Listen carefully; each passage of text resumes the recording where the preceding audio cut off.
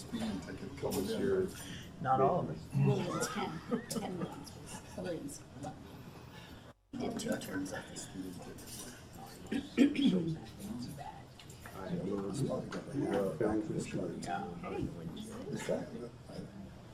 Okay, do you want to get this party started? Yep. We're ready, Mr. Chair. Good morning, everyone. Welcome. It is 9 o'clock, so I call this meeting to order. Welcome, council, staff, and the public. We do have quorum, so if you can please stand if able for playing of the national anthem performed by the Toronto Symphony Orchestra.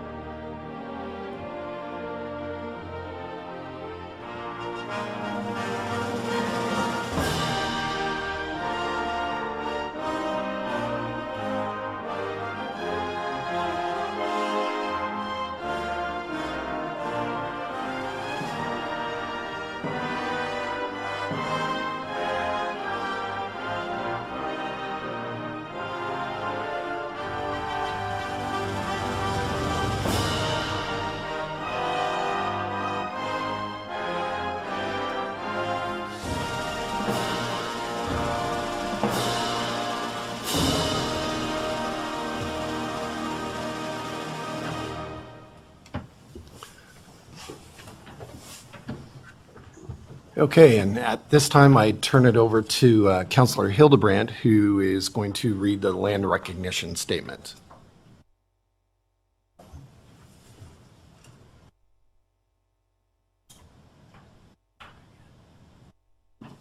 No, press the button. We begin this meeting by acknowledging the land on which we gather is a traditional territory of the Haudenosaunee and Abenishinabe peoples, many of whom continue to live and work here today. This territory is covered by the Upper Canada Treaties and is within the land protected by the Dish with One Spoon Wampum Agreement. Today, this gathering place is home to many First Nations, Métis, and Inuit peoples, and acknowledging reminds us that our great standard of living is directly related to the resources and friendship of Indigenous people. Thank you, Councillor. At this time, before we get into the formal proceedings, this is the first meeting since Mayor Junkin's son passed away, and I would like to pass on our sincerest sympathies to the Junkin family on behalf of council staff and the residents of this community.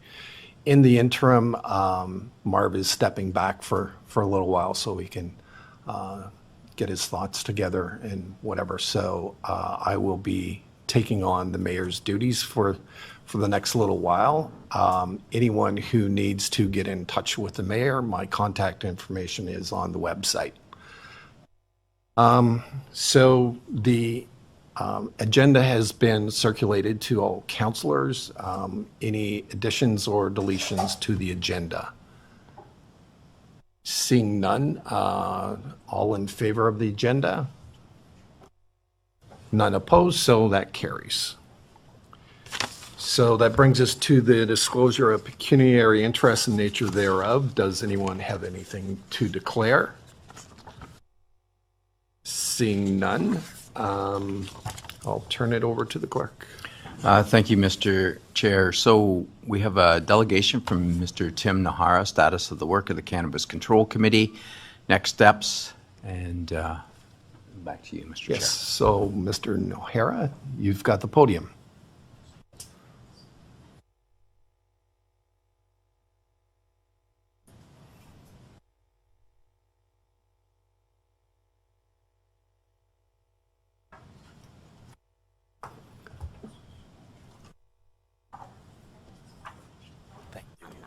Is it on? Perfect, thank you.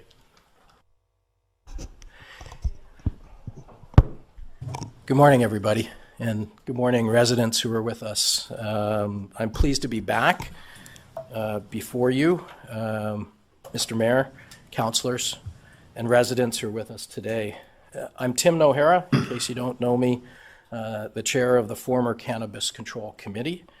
I came before you on June 7th and asked council to receive the Cannabis Control Committee's closing memo and to implement the Redecan Community Liaison Committee agreed to by the last council, the town, Redecan, and the Ontario Land Tribunal in accordance with minutes of settlement between Redecan and the town. The Redecan Community Liaison Committee is the answer we negotiated to protect residents who continue to struggle with adverse impacts from odor released from Redecan.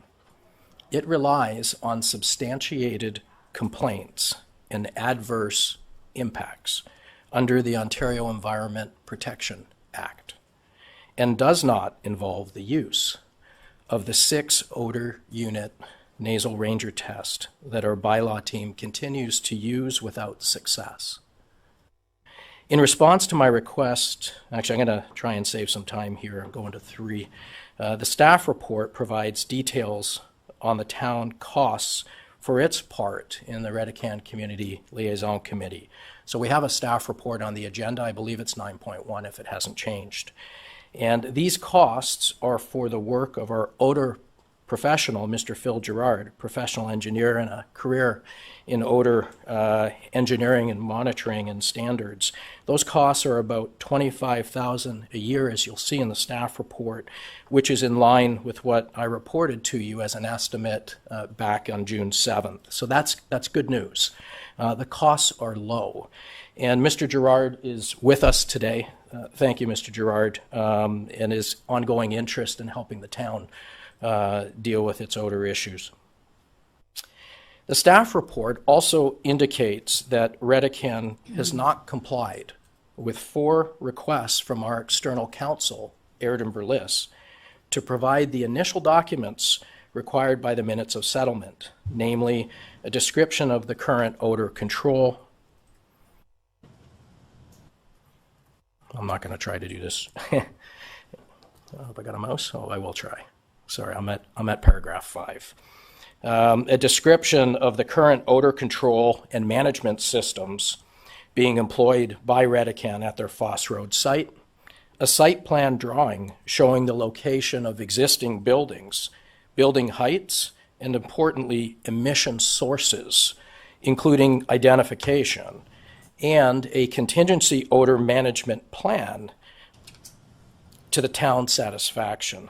The staff report also notes that the tribunal's interim order indicated that it may be spoken to should there be any difficulty in obtaining these documents.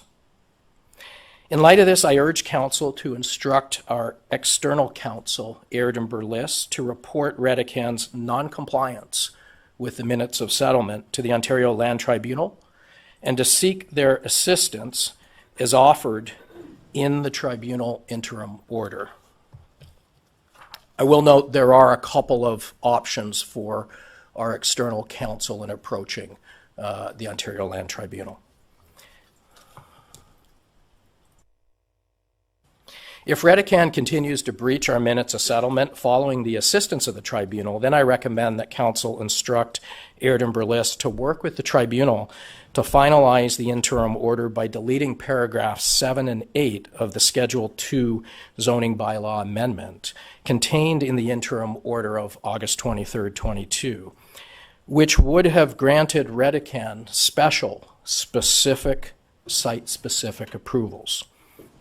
Paragraphs 7 and 8 are an incredibly valuable gift to Redecan, which we agreed to provide conditionally in exchange for Redecan cooperating with the full implementation of the Redecan Community Liaison Council in accordance with the detailed terms of reference already defined and fully specified in the minutes of settlement. No cooperation? I suggest to you no gift.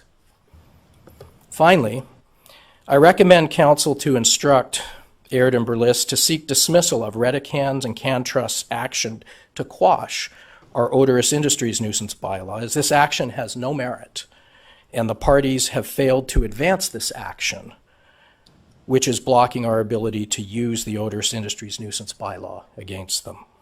Getting a dismissal should be straightforward and inexpensive for Aird and Burles, especially given Redecan's present non-compliance with the minutes of settlement. And Aird and Burles are fully up to speed on all matters. The staff report that is included in the agenda only became available Friday. Mr. Phil Gerard is most willing to address council on the staff report so that council is properly informed and does not inadvertently make a decision which could undermine 4 years of work and investment by the previous council, including wasting hundreds of thousands of dollars of expert fees and thousands of volunteer hours by the members of the Cannabis Control Committee and residents.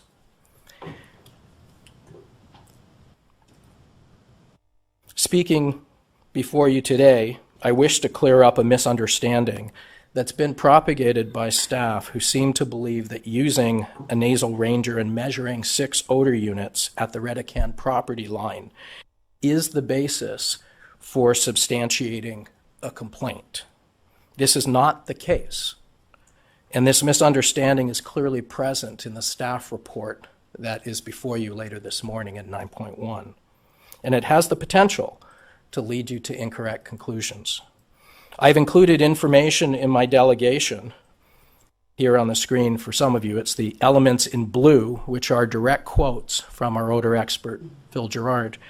I've included this information, which comes directly from Mr. Gerard and explains what adverse impact means and what is a substantiated complaint. He is the expert and negotiated this in the minutes of settlement personally with Aird and Burles and in all our prior bylaws that have been tested through the OPA at the Ontario Land Tribunal.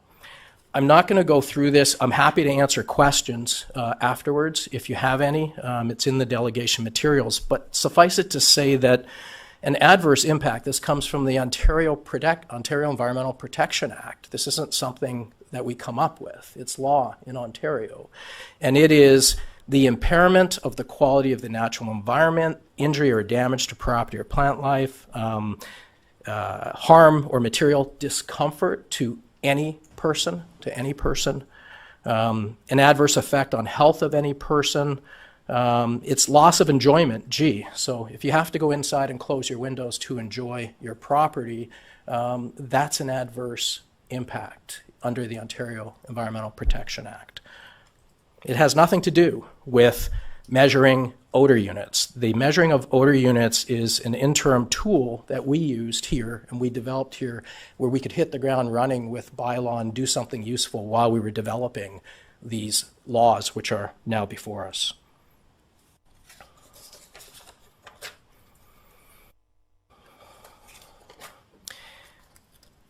So staff continue to promote this tool, the 6 odor unit nasal ranger test, that's been proven by our bylaw department themselves not to work. Not a single violation has been issued to Redecan, notwithstanding that very significant adverse impacts their release of odor has had and continues to have on the surrounding neighbors. It's no surprise to the Cannabis Control Committee nor to our odor expert that this staff-developed protocol is not producing the results as we recommended against using it. And as chair, I personally captured our concerns in the minutes of the former Cannabis Control Committee.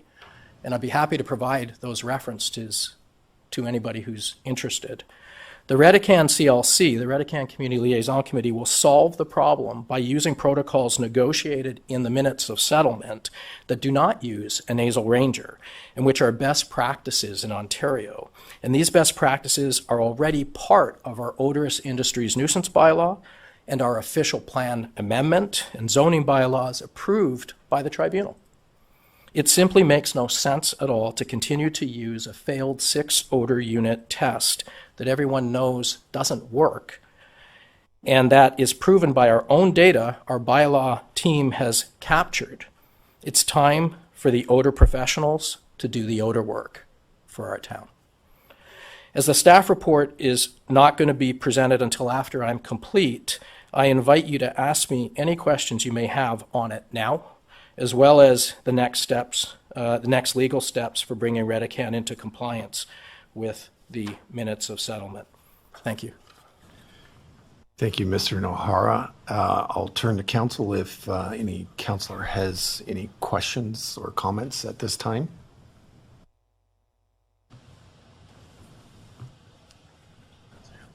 Yes, Councillor Hildebrand. Through you, Chair, Mayor, Acting Mayor.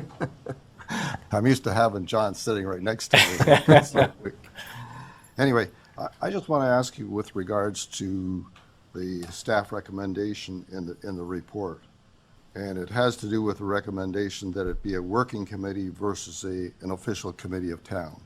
I remember when we first established Councillor Chofie was responsible and initiated and was instrumental in establishing the Cannabis Committee Cannabis Control Committee. Control Committee, right on, and ensuring it was an official committee. I'd like your impression as to the working of a working group versus an official committee. For the purpose of the Redecan Community Liaison Committee? Is that- Correct. Okay. There may be a technical question, a municipal technical question. I'll leave that to, I want to answer first, but I'll leave that to CAO Cribbs and others. The terms of, when you create a normal committee, like the Cannabis Control Committee, you establish a terms of reference for that committee. In the staff report, there are certain recommendations towards terms of reference in the staff report that's going to follow. I need to make this point clear.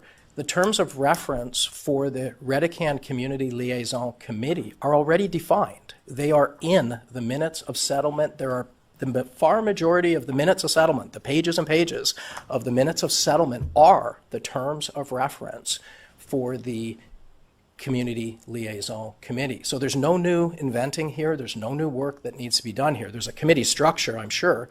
So that would be my answer is just be careful.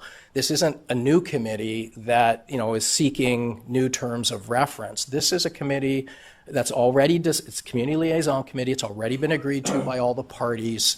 It's a legal contract. And as long as you follow the minutes of settlement, I think we're golden. Thank you. So, Councillor Olson. Through you, Deputy Mayor, to Mr. Nohara.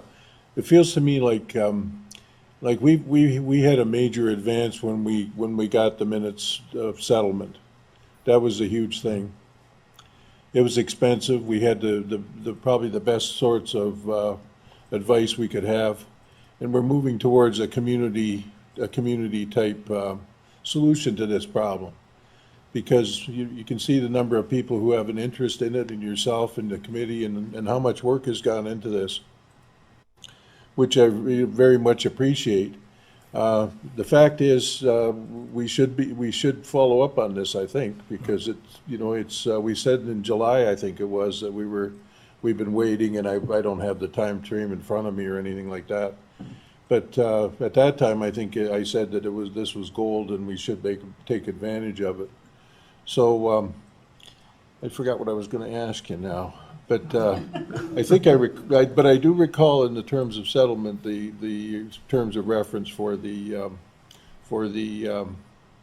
committee were very carefully laid out, and we should follow that, and we will be on the side of following the terms of settlement, and the other side won't. Yeah. So.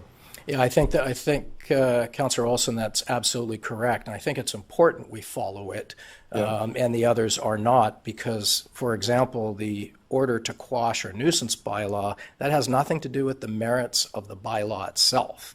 That has to do with, are we acting in good faith? Is there some other agenda? And so when we follow what we sign in contract, That's good, and the town always has. The town struck a committee, spent 4 years in major effort to do this right, hired experts to do this right, and so we should follow that. I agree. I do want to say if I may, one point on that. And this is a complex subject, this odor management in our town. When we started, we had the whole town to be worried about, the whole town. And that's tough because we had multiple emitters in the town. We had the Can-Trust-Fina property, we had the Redican, we had a Micro, we had others in the town. And we were just learning about this. And so the way we started hitting the ground running was worried about all of this in the whole town. We've narrowed that hugely in the minutes of settlement that you're referring to. The Redican CLC is a 1 kilometer radius around Redican. That's the area of concern. If you haven't been there, look on Google Earth, and what you see is the Redican property, and it's an island around agriculture that within 1 kilometer north, south, east, and west abuts the start of subdivisions or of country homes. You couldn't get an easier property, an easier emitter to focus your efforts properly with the odor experts, and measure, substantiate complaints using Ontario best practices, and then maintain cooperation. So this is not the big problem that we started with. The FINA property is gone and in liquidation. Their legal non-conforming status is gone. I will make that statement. So anybody new coming in there, should they wish to establish, will have to follow the official plan amendment that will protect us.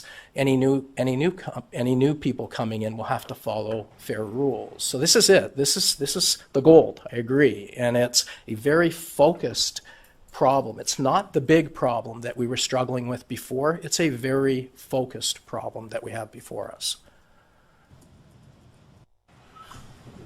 Yes, thank you. That would be my observation as well, that it's, it takes a long time to get everything focused on one piece of paper, and now we have a judgment, and now we've got something to work with, because before we had a lot of opinions and a lot of other things. Now we've got a ruling, so. Yeah.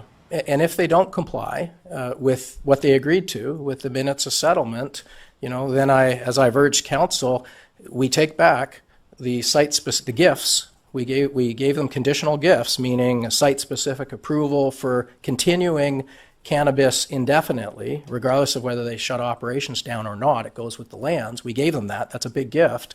And we also gave them the gift of their warehousing and office facilities. So that's paragraph 7 and 8. We gave them those gifts in exchange for cooperation. And right now they're in non-compliance on that cooperation. So if they continue, my opinion, we take those gifts back. They were conditional, and they can be in non-compliance, and then we can resurrect our odorous industries nuisance bylaw, which is easy to. We've just been, as CEO Cribbs said some time back, let sleeping dogs lie. They weren't doing anything with it. It was just a tactic. I agree. But now is time, if they're not in compliance, to bring that back. And the odorous industries nuisance bylaw, I will comment in the vein of how do we execute. It has 4 provisions, 4 active provisions for monitoring odor in that bylaw that we designed. The first 3, you make use of your odor experts, the first 3. And the 4th is the one that we've been using presently with bylaw, the 6 odor unit nasal ranger. And we added that 4th at the recommendation of staff for good reason.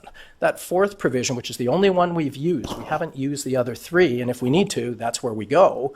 And it won't be expensive. It won't be like we saw when we sought that during COVID-19, and we sought because of labor and everything else, because we're looking at the whole town. This is a narrow, focused area that we're talking about. That's the only problem that's left in the town.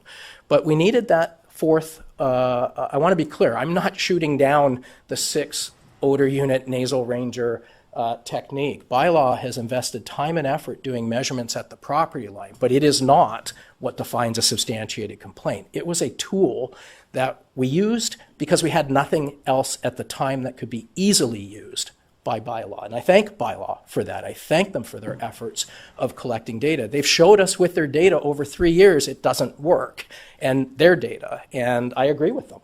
And we knew that from the beginning. We knew it was unlikely, but it was worth a try. And so now that we've got the tools that have been tested, now it's time to use the right tools. Okay, thank you, Tim.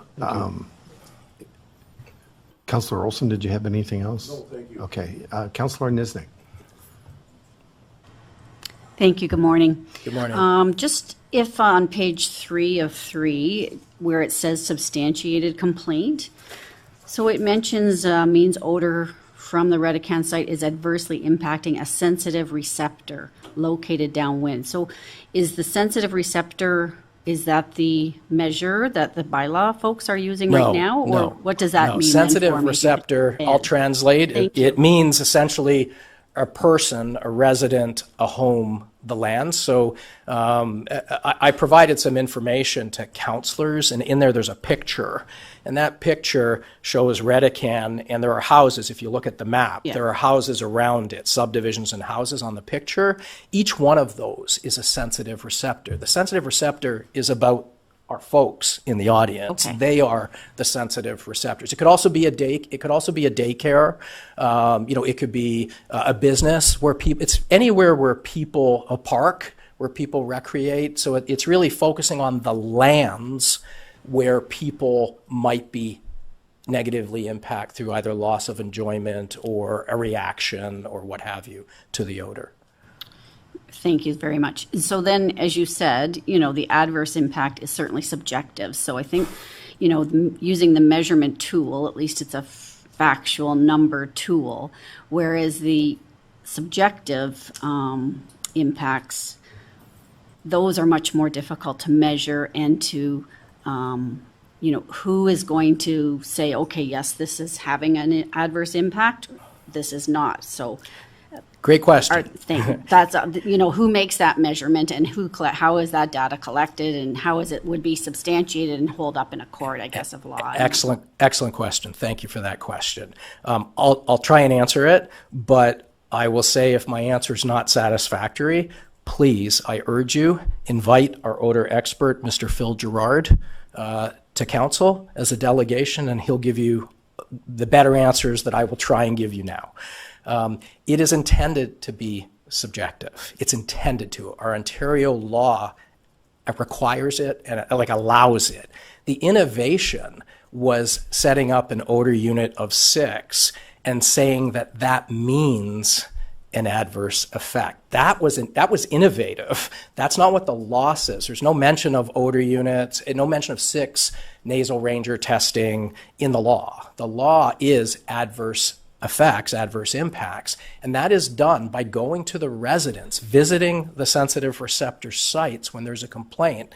It's done by hearing their complaint. Oh, there's another neighbor on the same street who has the same complaint. It's done by understanding how odor propagates. So you had a complaint at 12 noon, I'm at your location at 12:05. What were the wind conditions? What was the humidity levels? Because odor propagates much like fog in our town. We've seen a lot of fog the last few days in our town. And if you look at fog, I see fog over here close to the ground, and then I move 100 yards down the road and I don't see it at all, or it's up in the sky. That's what odor does. So if I'm standing here where there's no fog, think of the fog as odor. If I'm standing on the ground with a measurement and the odor is up there, I can't see it like fog, I won't measure it. So what the odor experts do is they understand the propagation of odor. And that's why it's important we get the odor emission sources and we get the studies that predict propagation of odor. Those are all the initial documents we're waiting from Redecan, and those are the engineering documents that the experts rely on. So that, to answer your question finally, that's why it's not a job for a non-professional. It's not a job for bylaw. It's a job for an odor professional who can follow up efficiently, cost-effectively, and rapidly and determine, is there a substantiated complaint? And they're trusted by the courts. We're not innovating here. Odorous Industries, the Ontario Environment Protection Act, air quality, these aren't new in Ontario. These are established in Ontario, and our odor professionals know how to use those tools and know how to use them in court, if needed. The goal is not to go to court. The goal is to have a pre-agreed substantiated complaint, 5 of them in 90 days from professionals who talk to professionals. Redican will have their professional, we'll have ours, professional to professional. They're the ones that came to the minutes of settlement and the detailed terms of reference specified there, and will presumably act in good faith if they come to the table. Great, thank you very much. Thank you. Thank you, Counselor. Anyone else have any questions? Seeing none. Tim, thank you very much for your presentation. As always, very impactful and informal, so informational. So thank you again for that. And I will turn it over to the clerk. Thank you. Thank you, Mr. Chair. So I have a motion moved by Councillor Hildebrand, seconded by Councillor Eckhart. Be it resolved that Council received the delegation from Tim Nahar regarding the status of work on the Cannabis Control Committee and the next steps for Redican Community Liaison Committee for information. So all in favor of the report? So carried. Thank you. We now have a resolution moved by Councillor Kerr and seconded by Councillor Olson. Be it resolved that the next portion of the meeting be closed to the public in order to consider a matter under Section 239(2) of the Municipal Act as follows. Advice that is subject to solicitor-client privilege, including communications necessary for that purpose. One item, the Redican compliance. So probably at this time, as we've done in the past with the Cannabis Control Committee, the closed session is closed to the public. However, We have a motion once we go in. Okay. Whether we're going to allow it. okay, all right, sorry, thank you. Hey, new to the job. Okay, Once we go in. yeah, so all in favor of going into in camera? Okay, so carried. So at this point, we'd ask to all the gallery to leave the room. And myself, just a reminder to, when you're going to speak, please ensure that your microphone's on, so, and once you're done, turn it off, so. And bring it to the clerk. So turning my microphone on, I have a motion moved by Councillor Hildebrand, seconded by Councillor Niznik. Be it resolved that Council have adjourned the in-camera session and now rise with report, and the Chief Administrative Officer be and here is authorized to undertake the directions provided during the in-camera meeting of September 6th, 2023. Okay, so I guess we put that to a vote to rise, so all those in favor? So carried, unanimous. Thank you, Mr. Chair. So we now move to item number 9.1, the status of the work of the Cannabis Control Committee, implications and proceedings of the RECAN Cannabis Liaison Committee. I have a motion moved by Councillor Eckert and seconded by Councillor Niznik that Council have received the report for information and that staff be directed to include for consideration in the 2024 budget an amount of $25,000 for professional odor consulting services associated with the establishment of the RECAN Cannabis Liaison Committee beginning in 2024, and that the RECAN Cannabis Liaison Committee be considered as a working group in accordance with the town's committee structure, and that upon the 2024 budget approval for professional odor consulting services, staff be directed to advertise for resident volunteers, retain the services of a qualified professional engineer to represent the town on this committee, obtain an appointee from Redican to be a member of the committee, and the Redican Liaison Committee is established and operational. And additionally, that council directs staff, specifically Directors Weens and Limburger, to reach out to the new ownership of Redican and report back to council by the fourth quarter of 2023. Thank you for that. So any questions, comments with respect to the motion?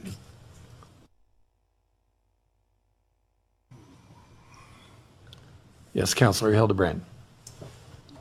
Yes, we've added a lot of details to the motion, because originally I was just going to receive the staff report for information. And now I guess I'll be requesting to divide the motion in different sections so we can address them separately. So, any support to divide the motion or? Okay, Counselor Niznik. Just ask a question, why would you want to divide the motion, Counselor Hildebrand? I can answer that question clearly. I think the first initiative we have to initiate is to receive the staff report for information. I don't think at this time we have to establish a committee, and I don't think we have to deal with the budget because we don't know exactly where we're going and what the next steps will be. As far as initiating the direction we talked about in camera, which was to direct Councillor Weens and Limburger to reach out to the new ownership and to authorize the use of external counsel by Aird and Bliss. I'm in favor of that. So just to be clear, that would be staff, not Counselor Weeds, so. Okay. So, Mr. CAO, are you? No, just fixing this. Okay. All right. So, Counselor Olson, you look a little confused, so you want to make some comments? No, I'm trying to think it through myself. Okay, so we do have a motion to divide. Counselor Niznik has agreed to second that motion. Any other thoughts on that from other counselors? So Counselor Kerr? Yes, in looking at it, it's a lot of things, A plus B plus C plus D plus E, embedded in one single entity. It might, though it's process, might be worthwhile to identify the key points first, and then the others may not be of consequence at this particular date, that they could be dealt with in the future. Okay, any other comments? So the motion's on the floor to divide the recommendations in this report. So all those in favor? Opposed?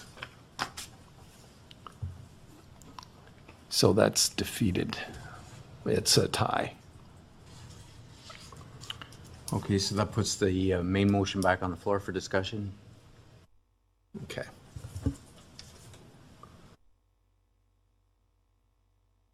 Yes, Counselor Niznik. Thank you. So I'm certainly in support of the motions overall.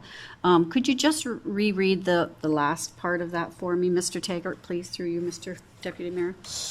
Yes, I can, if through you, Mr. Chair. So the council directs the directors Weens and Limburger to reach out to the new ownership of Redicamp and report back to council by the fourth quarter of 2023.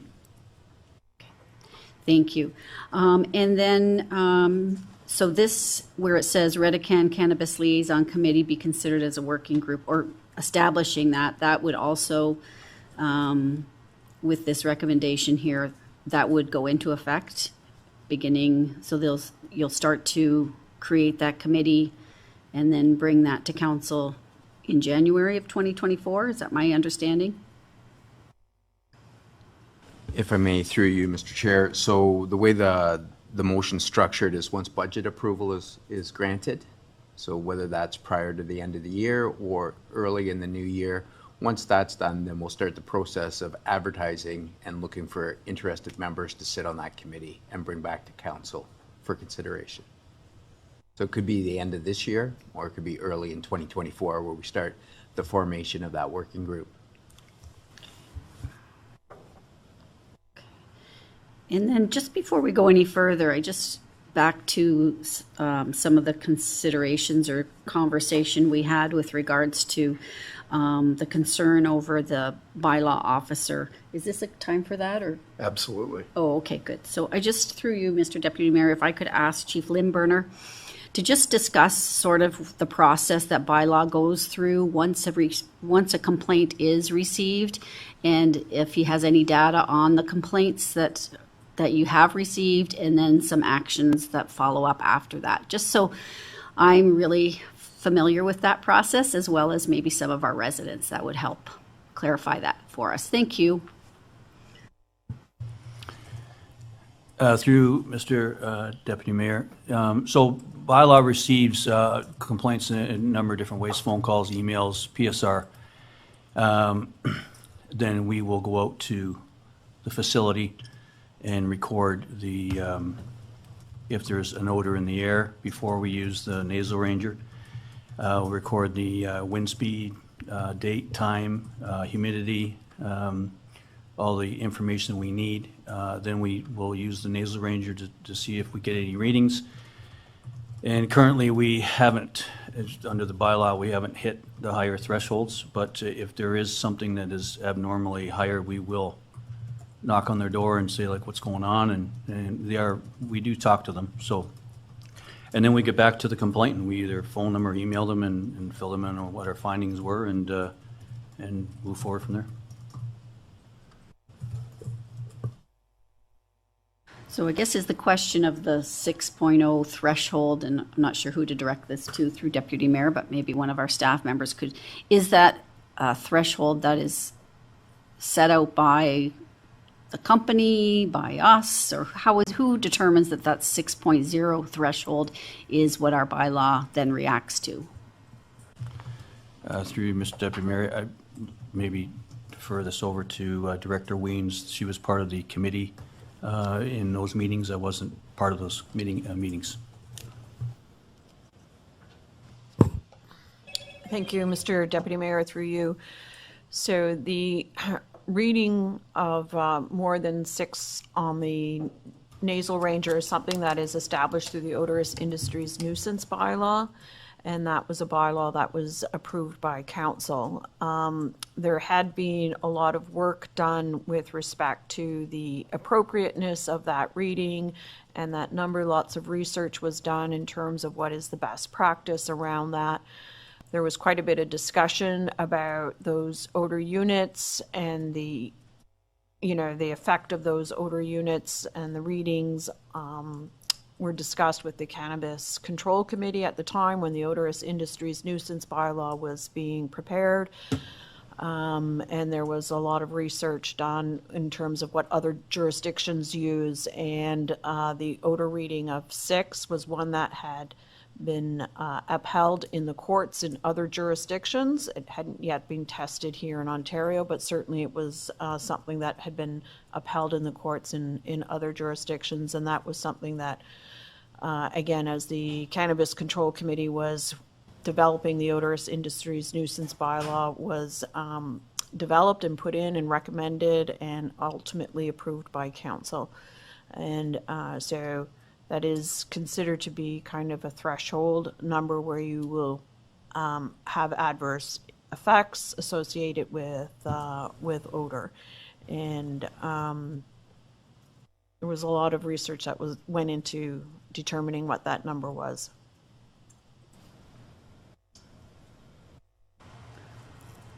So thank you very much. So just through you, Mr. Deputy Mayor, back to Mr. Limburner. So the other factors,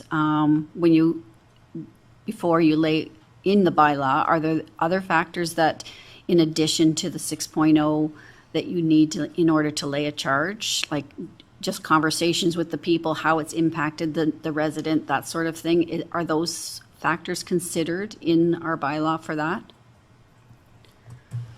Through the Deputy Mayor, in order for us to lay a charge, we would have to have an exceedance. We'd have to follow the bylaw. If we get something lower than that, we do talk to the producer, find out what's going on. Sometimes there's maintenance going on. They got things shut down, fans aren't running, and they kind of explain to us what's going on. But in order to lay a charge, they're going to have to violate the provisions in this bylaw. Councillor Hildebrand. Thank you, Deputy Mayor. I have a couple personal comments I'm going to make. With regards to the motion, the one part of the motion I will not agree with is that the Redican Cannabis Liaison Committee will be considered a working group. I'm presently on a working group. The working group has no teeth and no arms to it. That's the bottom line. I'm on that committee. I know what it functions like.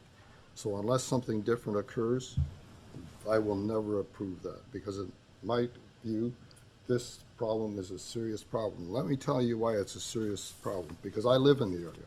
I live at 1065 Darby Lane. I'm in the 1 kilometer radius for Redican, the same as Dr. Tim Nahara does. We're both in that. There's very few residents that live in the area.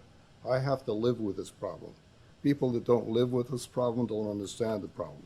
I haven't been raising any issues. I've never raised a complaint yet to the bylaw, but I'm telling you, when you talk about substantive odor, when I travel down the Queenie between Beamsville and Grimsby, I often know when I'm in the vicinity of a cannabis plant because of the odor. The same used to occur on Highway 20 in Balfour when I passed Cantrest. The same still occurs when I pass Redican, but unfortunately I can't keep on driving because I live in the path of the odor that propagates from the facility. My wife and my odor sensitivity is considerably different, as I would guess most of yours are. What I can't enjoy is the outside. I have to keep my doors and windows closed. That's unacceptable and a substantiated odor in my view. If you don't live there, you don't understand what it's like. When does this generally occur in my view? Not in my wife's view. My wife would be complaining all the time. But generally, it's late at night and the weekends. The last 2 incidents I personally recorded were 9 o'clock on Wednesday night a couple of weeks ago and 10:30 at night 3 weeks ago Saturday. In my view, the past, when Camp Trust was operating, the local school and the residents at Cherry Ridge subdivision both closed their doors and windows and stayed inside. I call that substantiated odor. What have other communities done legally to enforce cannabis compliance? The town of Smith Falls versus Tweed, they took legal action against Tweed, a subsidiary of Canopy Cannabis Growers, over odor complaints related to the cannabis production facility. The case was settled in 2018, and Tweed agreed to implement odor control measures and contribute funds to community residents. No enforcement, no compliance. In 2018, finances were the number one issue and cannabis was number 2. All previous members of the previous council were replaced because of decisions they made on the cannabis subject. That's why this vote is so important today. Thank you. Turn it over to the CAO.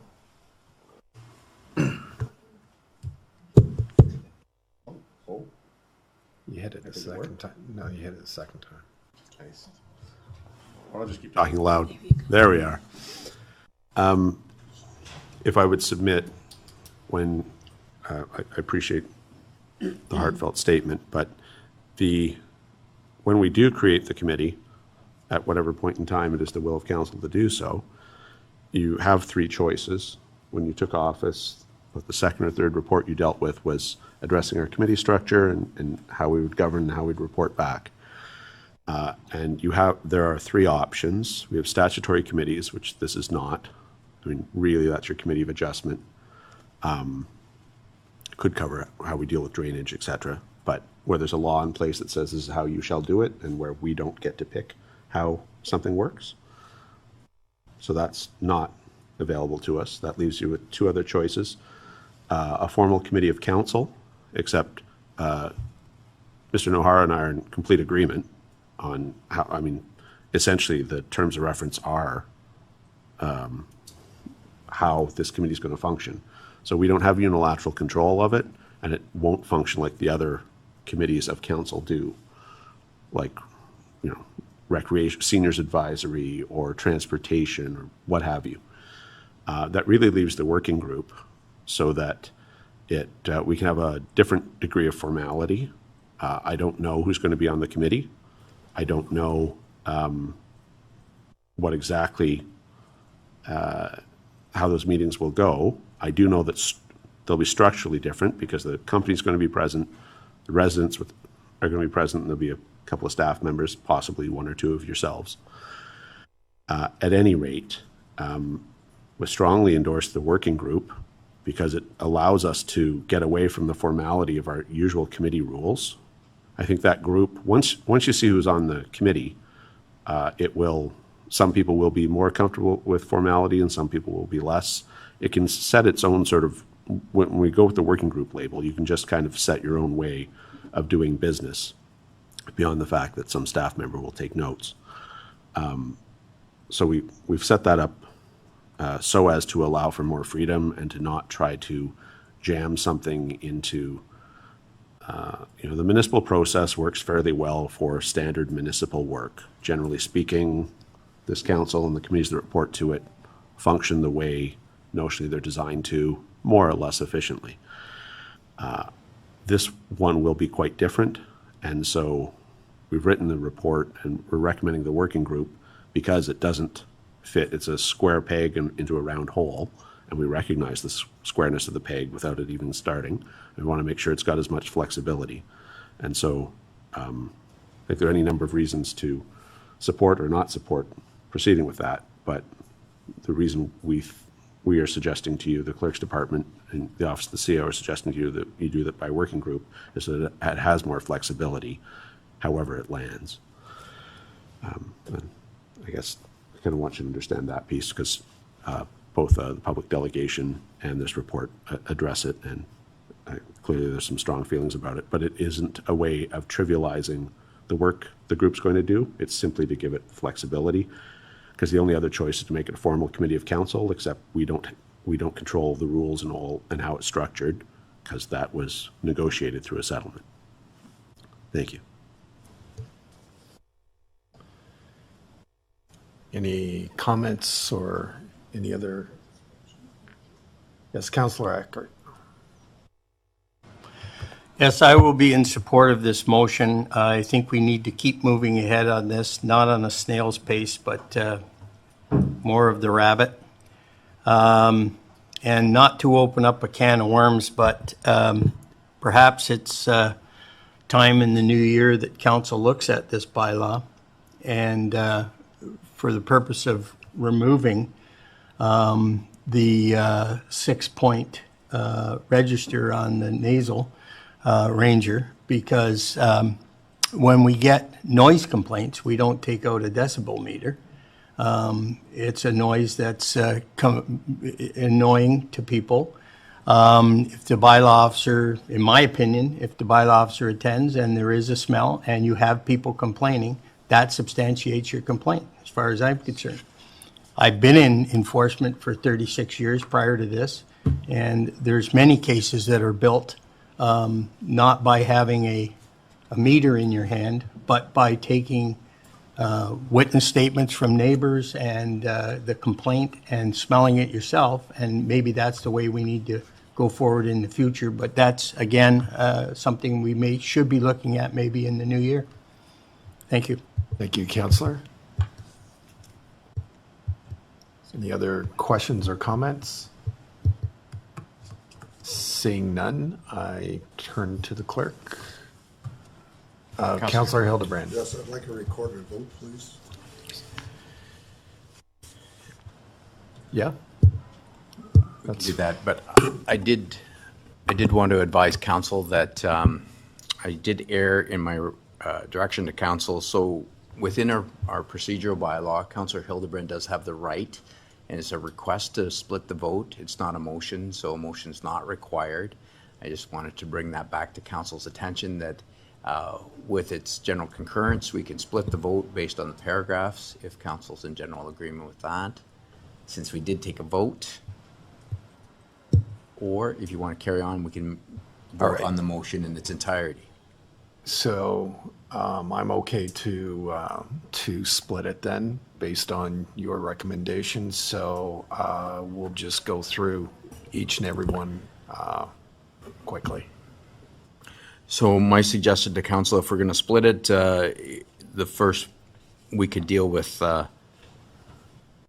receive it for information, and then the next 3 paragraphs are tied to budget, and council process and staff process. And then the third portion would be directing staff to meet with the new ownership, if that's agreeable.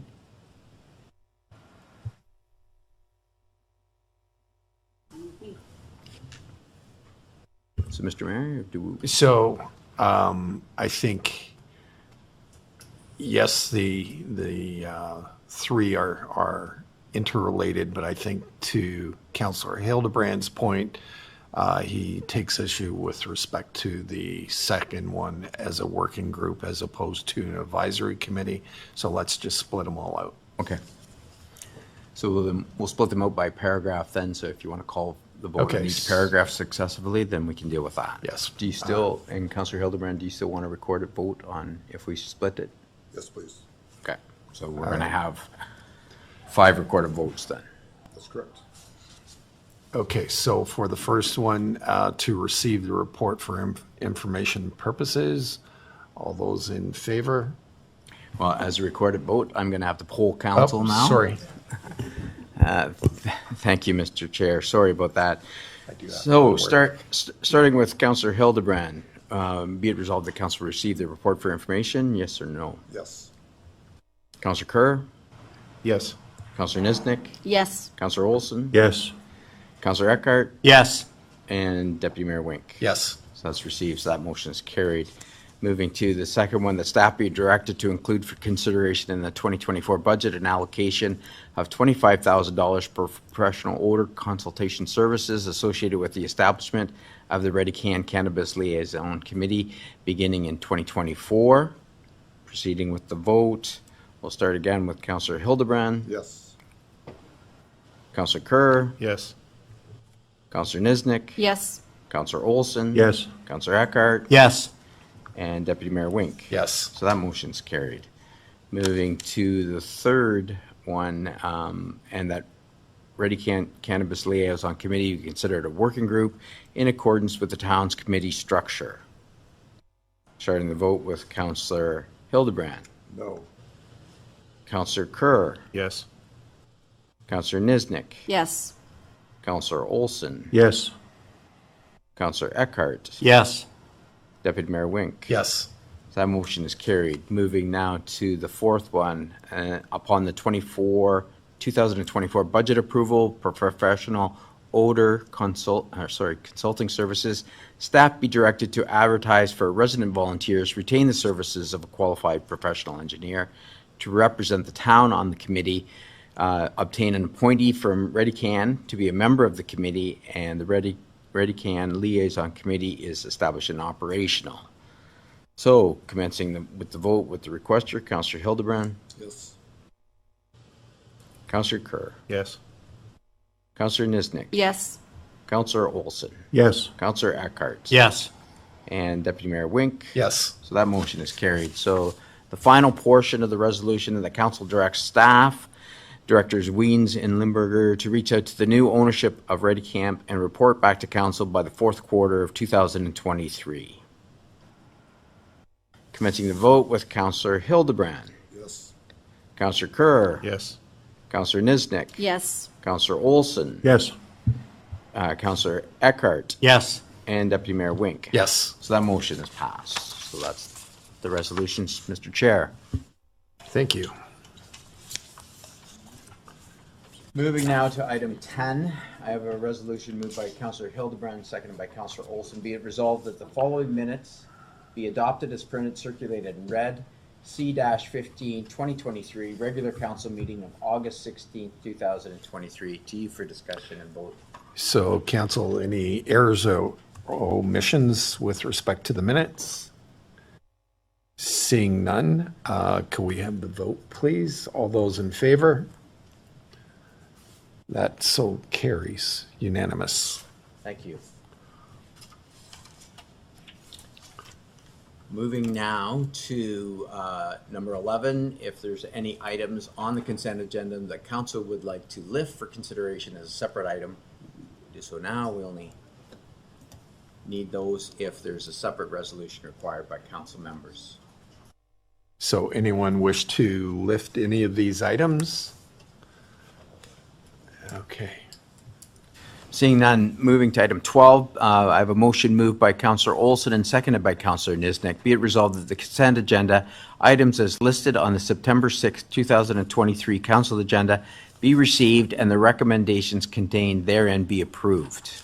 To you, Mr. Chair, for discussion and So probably for 12.1 through 12.31, let's put it that way. Any comments? Yes, Councillor Olson. Yes, thank you, Deputy Mayor. Through you to the treasurer. I notice on the investment income that we've budgeted in the last couple of years something in the order of $10,000 a year, and now we're enjoying the benefits of having money on deposit, and we're now earning money in substantial amounts, substantially more than the budget calls for. I was wondering, and I'm sure you have an answer, whether or not we should be considering this as income in our future budget. I know this goes all into the reserves, and that's a good thing. But perhaps if it means that we could perhaps consider this as income in our budget process, that might lead to a reduction in the taxes, because I think it's to budget $10,000 and have earnings of over $500,000 seems a little odd. So comments to the director? Through you, Deputy Mayor. We are very fortunate with the interest rates being higher. Just in 2021, the interest rates were like less than 1%. So, and then last year in 2022, in the financial statements, we saw that the interest rates are about 4.6, and they're higher right now. So yes, this is a good position to be in, and we are definitely going to be increasing the 2024 investment income budget to reflect what we think it's going to be. Part of the reason why the number is so high is that in 2022, for instance, we carried forward almost $12 million of capital projects that have not been spent. So we've got the capital dollars there. So we need to go back and revisit our cash flow, and see how much of those capital projects will be spent in 2024, and then do the interest calculation. But most definitely, it will not be at 10,000.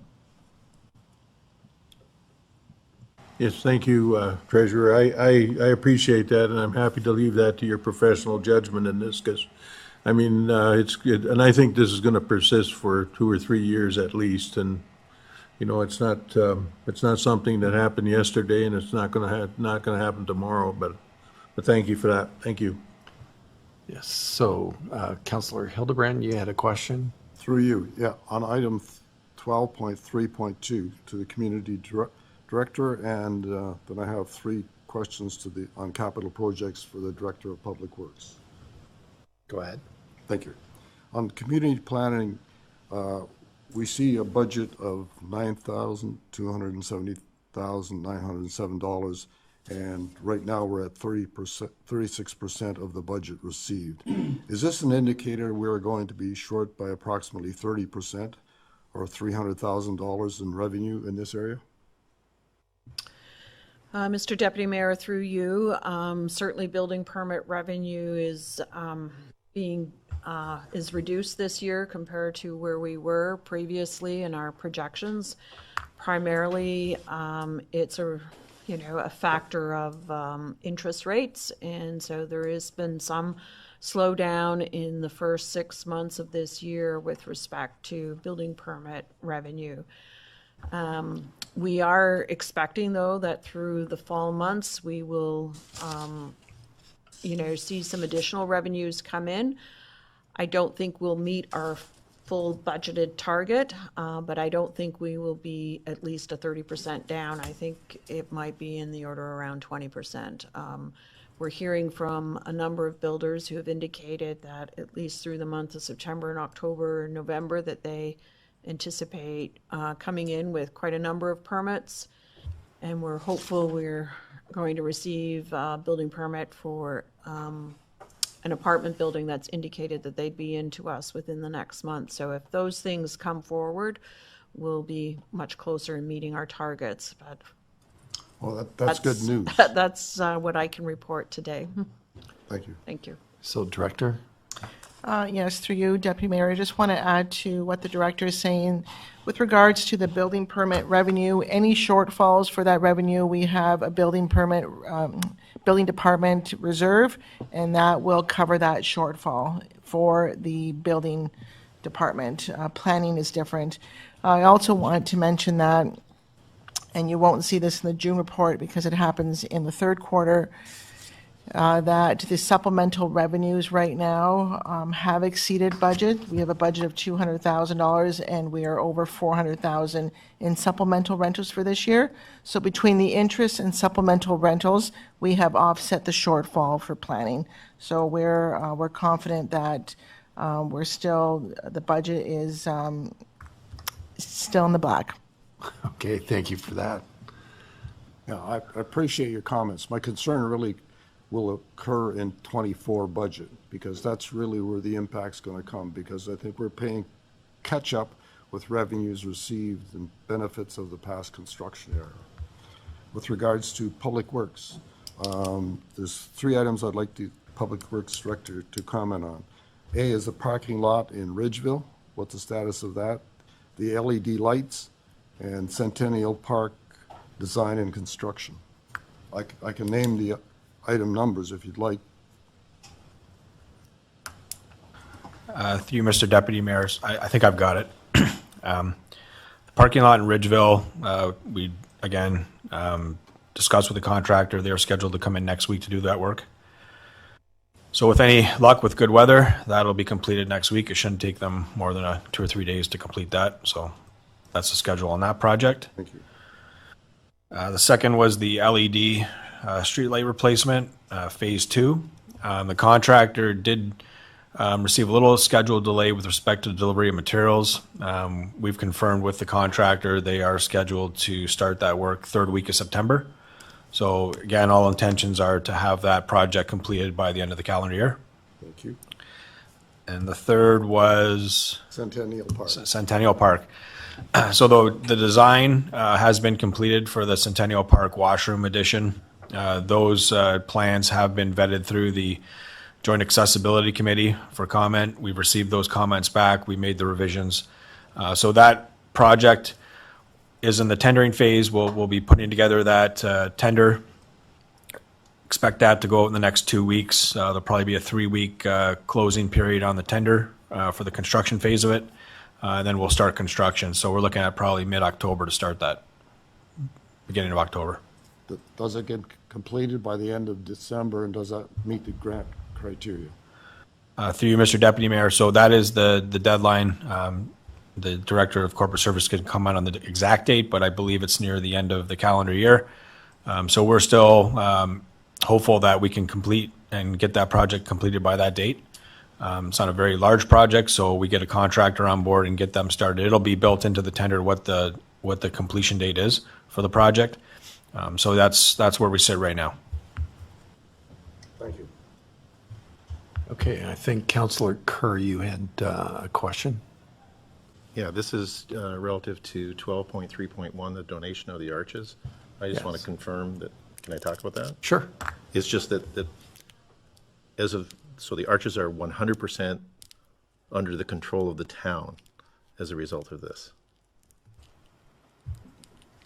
You may, there may be wonders why I'm doing this, but I'm asking that question. That's what I want to ensure. I'll defer to Ms. Sturton on the actual date of the legal document.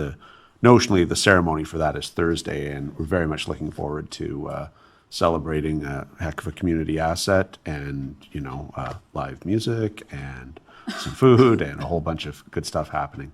I don't know I don't recall, I read it, but I can't recall the actual date on the legal document. So it may already be ours, or maybe we did set it for the date of the ceremony. I can't recall. Yes, the agreement was fully executed as of August 23rd of this year. So Just to add on to that, and this is a little picky, but I think our report here says the Rotary Summerfest arches, and the agreement initially was supposed to be Summerfest Rotary Arches, so what are we naming them?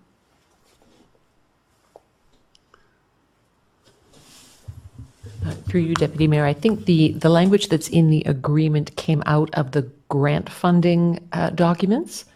So I think, I'll have to double check, but that's what I think the correct name is as set out in the agreement. Which one?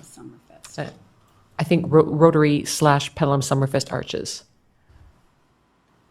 So I'll go to the Director of RCW. What was your recollection on that?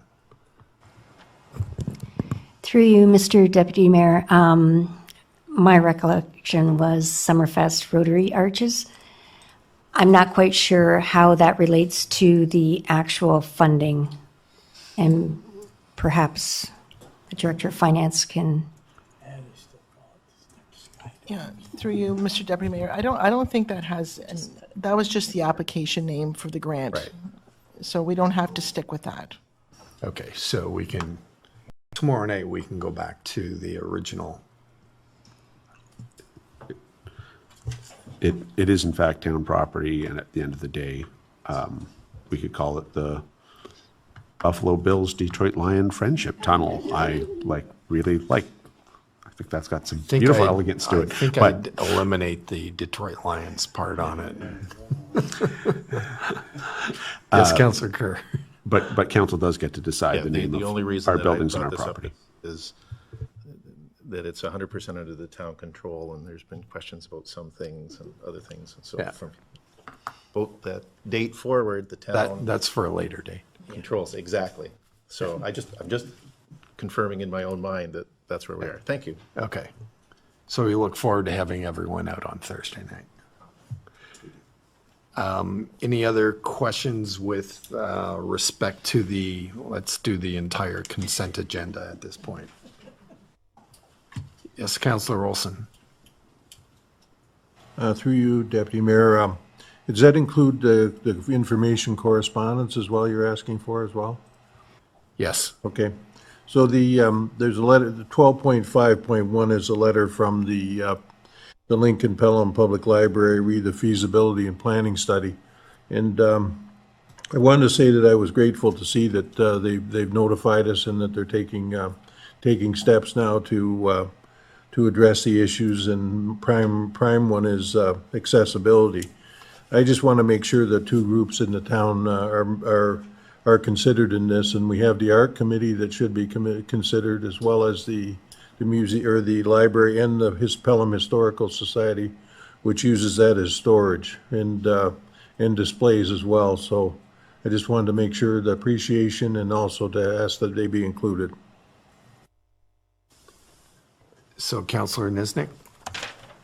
Yes, I can speak a little bit to that, and just to ensure that, yes, all those groups will be considered. Actually, I'm speaking with them on Monday night. They have an interview process that they'll go through, and I'll just double check with Donna Burton that all those groups are involved. But at last conversation that we had at our last meeting, which was not since July, so if memory serves me correctly, we did talk about the importance of accessibility committee, the cultural or the historical society and the cultural society, and as well as the Pelham Senior Advisory Group. So all working groups and committees will be involved in that, getting their input for the addition. That's great. Thanks for those comments, Councillor. Yes, Councillor Olson. And in 12.6.1, Yes. committee adjustment minutes, I don't want to open up a painful process, but I think there was some residual benefits that came out of this, and including the comments around 105 Welland. And they were questions about traffic and questions about drainage and those types of things that are comments that regardless of the specifics of them, they're certainly and I forgot sidewalks, certainly things that we have to be considering.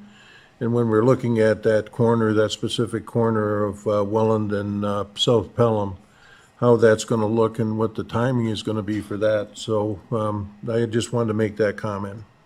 Thanks. Okay, thank you. Any other comments? Seeing none, we'll turn to the clerk. Yeah, so we can proceed to the vote on the consent agenda items now, Mr. Chair.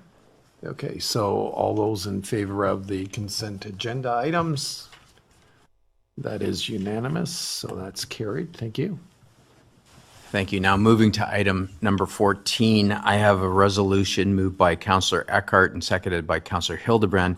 Be it resolved that the next portion of the meeting be closed to the public in order to consider a matter under Section 239(2) of the Municipal Act as follows. Personal matters about an identifiable individual, including municipal employees. 2 items, consideration of appointees to advisory committees. And 2, labor relations or employee negotiations, 1 item, and it concerns QP 1287. Okay, so I assume we have to vote to go in camera. So all those in favor? So carried. Thanks for coming out. You can come back. Consider 2 parcels of land they threw into the green belt.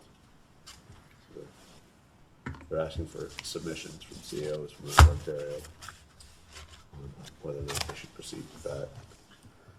One of the pieces the developer put up for sale once given the right to build on it. I mean, like literally cashing in. Yeah. Mr. Chair, we are streaming and Yes. we're back in open session, so. Okay. So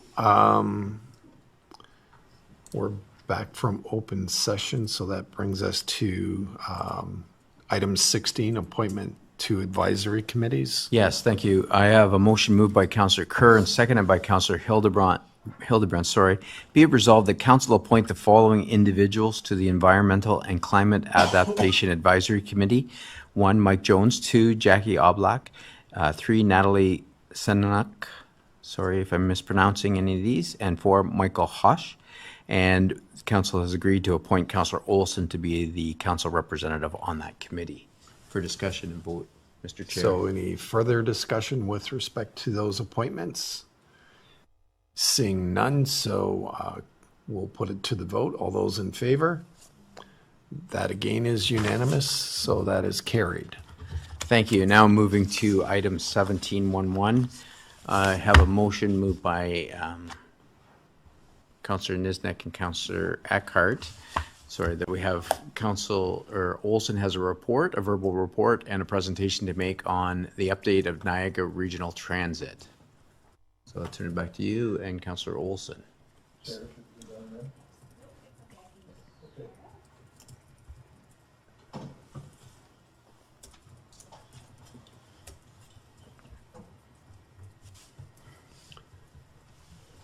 Okay, so Councillor Olson, you have the floor, so. Yes, thank you, Deputy Mayor. I propose to keep this very short because it's time that we had a review of the Niagara Transit after the first 6 months. And next slide, please. Councillor Olson, there's another screen ahead of you over Oh, there. yeah. Oh, okay. Yes, we've been talking about this for 50 years, believe it or not, since the formation of the region. And it's got 20 years of work behind it, and we've been working at it for basically 6 months. And it's been quite amazing how far we've got, and how far we have to go.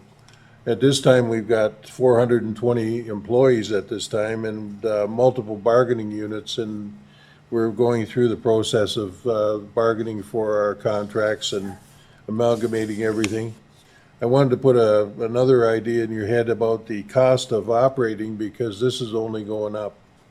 The cost of a bus right now is $1 million, a diesel bus, and it has another $250,000 worth of technology on it for tickets and cameras and that type of thing. An electric bus will cost us $1.5 million plus the $250,000. And the capital budget for vehicles over the next coming years is gonna be $300 million, believe it or not. So, you know, if we had complaints about the transit surcharge this year, I think we gotta be aware of what might be coming. Our fleet at this time is 168 buses. And the average age of the fleet is 8 years. And these are the buses you see around Welland and St. Catharines and the WeGo fleet, which we assumed as well. And the desirable age for a bus is 6 years, and the absolute retirement age is 12 years. So you can see what is coming with that $300 million budget. But I can tell you that this year, our operating budget, the budget is $56 million to operate transit in Niagara region. The ridership is now at 128% of pre-pandemic levels, which is pretty much the pattern for a lot of established routes. And we're going to have a surplus of $1 million this year. So I think we've managed to do this, and I wouldn't want to say it's been all planned the way it is. I think there's been some good luck involved in things, in grants as well. But you know, it's gratifying to see that we got $1 million. You know, we've got our first financial statements, which is tough for me to see after 6 months. We only, you know, we had no financial statements. We had no indication of how we were doing of any kind, and we got our first financial statements at the end of August, and they show a forecast for the year of $1 million. We operate in an area that was maybe a little bit different than the town of Pelham. We have 500,000 residents in the region, and we have 13 million visitors, which is an unusual thing. And it's forecasted to reach 20 million visitors a year in the next 10 years. So we have to do some planning on the routes out of Toronto Centre, the GTA, and the trains work the best. So the commission is working with GO Transit and Metrolinx, and we've acquired the St. Catharines station and the new Niagara Falls station, and we will be building the new Grimsby station if that can ever, the ownership of the properties over there can ever sort it out. So technology, we are moving towards greener buses, but we were in a position last 2 weeks ago where we could buy 6 electric buses, or we could buy 8 diesel buses, efficient diesel buses, and because the electric buses weren't online, we have now have to buy the 8 diesel buses. So we had a little bit of a setback there, but these are the high energy ones. 75% of the buses right now do not have cameras. We can't pay with your phone yet, but we're getting there, and we're playing catch up with the technology all the time. But the success of the transit is going to be all in the planning. And we need to be able to deliver things where people live and not necessarily where people want to go. So we've got a long way to go as far as transit goes as a commission. Now, my goals are still having complaints about the reliability of the service, which is the next thing we have to work on, and specifically with the on-demand. And the other thing that I'm starting to be a little bit more concerned about and think about is the possibility of going back to the little bus, because I think the little bus might be something that would fit better with our organization, the town, and the way it operates.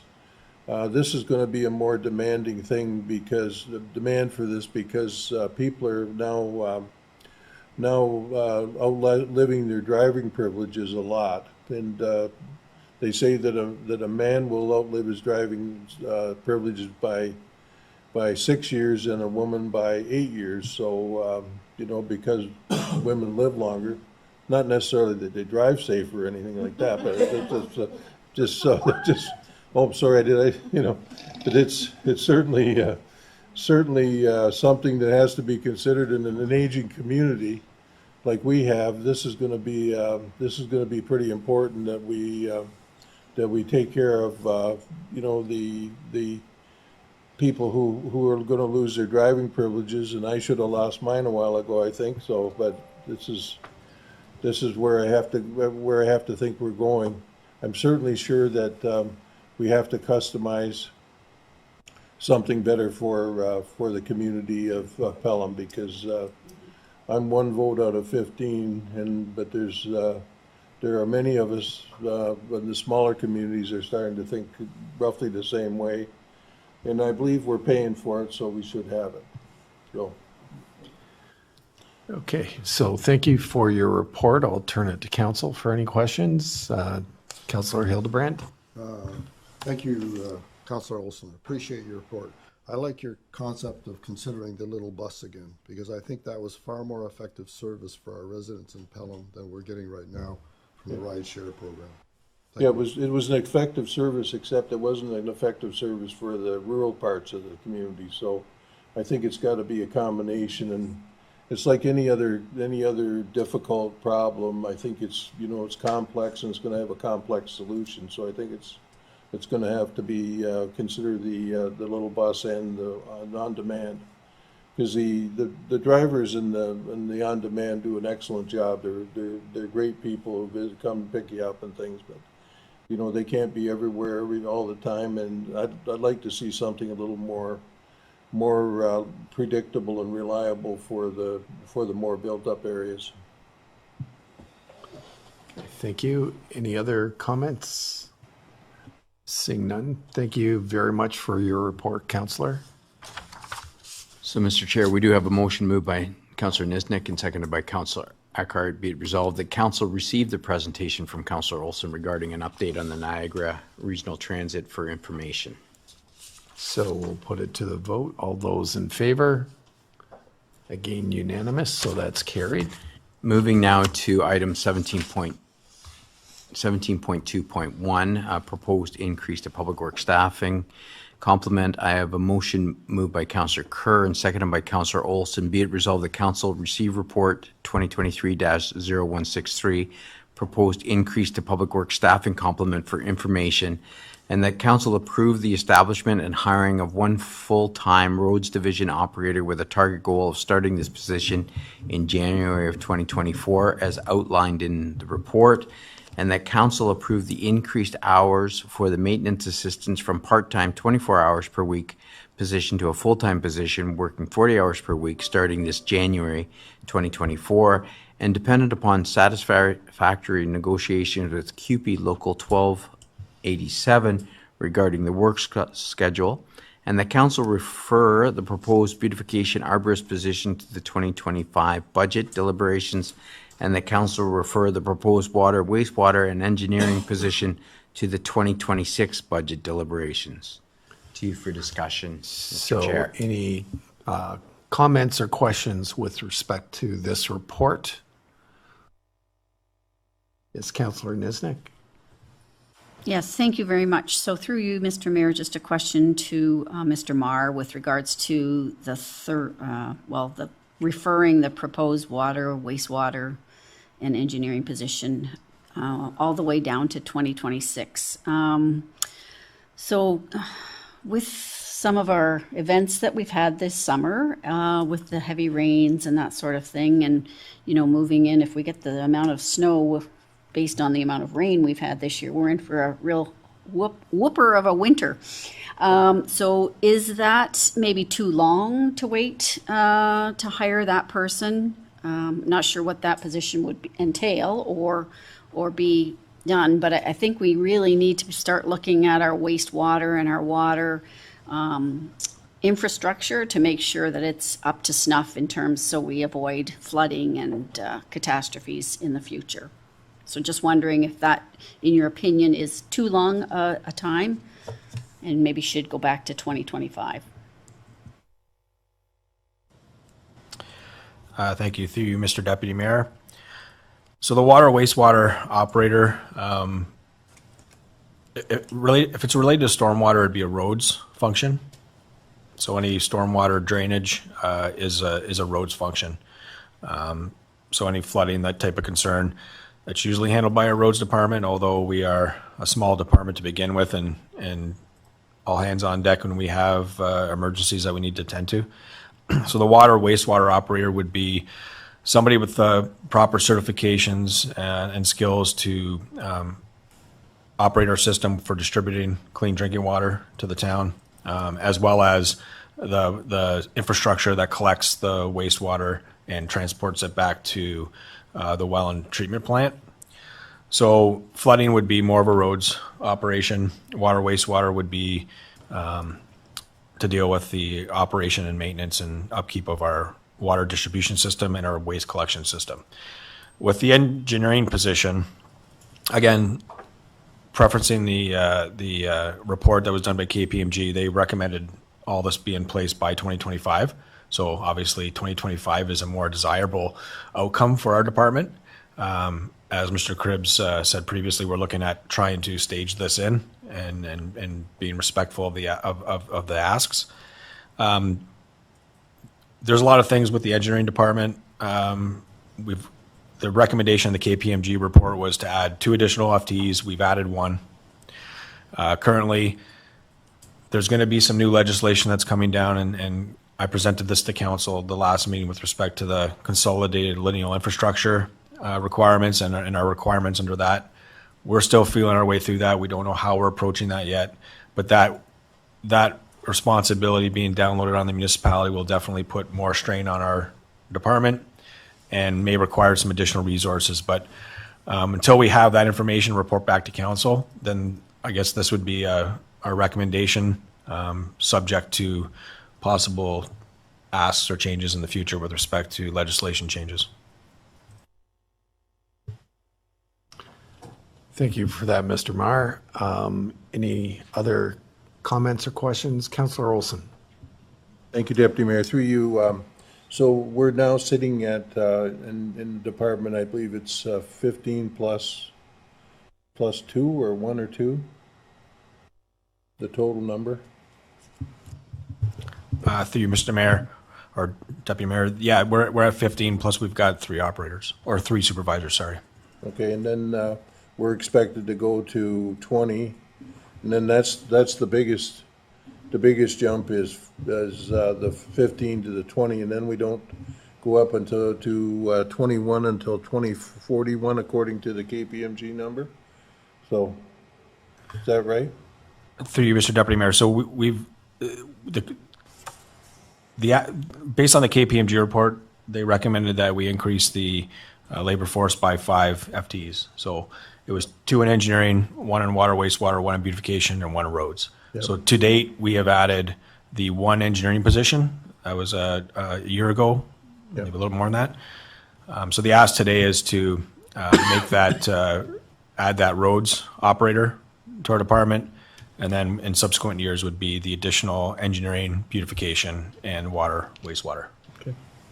I think graduated development of this is a right way to go too, by the way. Thank you, Councillor. Any other questions? Seeing none, we'll put it to the vote.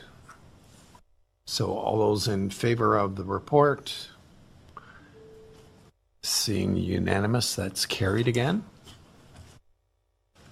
Thank you, Mr. Chair. Now moving to item 17.2.2. I have a motion moved by Councillor Hildebrand, seconded by Councillor Nisnek. Be it resolved that Council receive the report 2023-0178-2023 Sidewalk Cutting Pilot Program for information, and that Council approves retaining Safe Sidewalks Canada as the sole source contractor in the amount of $20,000 plus the applicable taxes in accordance with the town's procurement policy S402-00, and that Council approves the cost for the sidewalk cutting pilot program to be funded through the capital account for the 2023 concrete repairs and replacement program.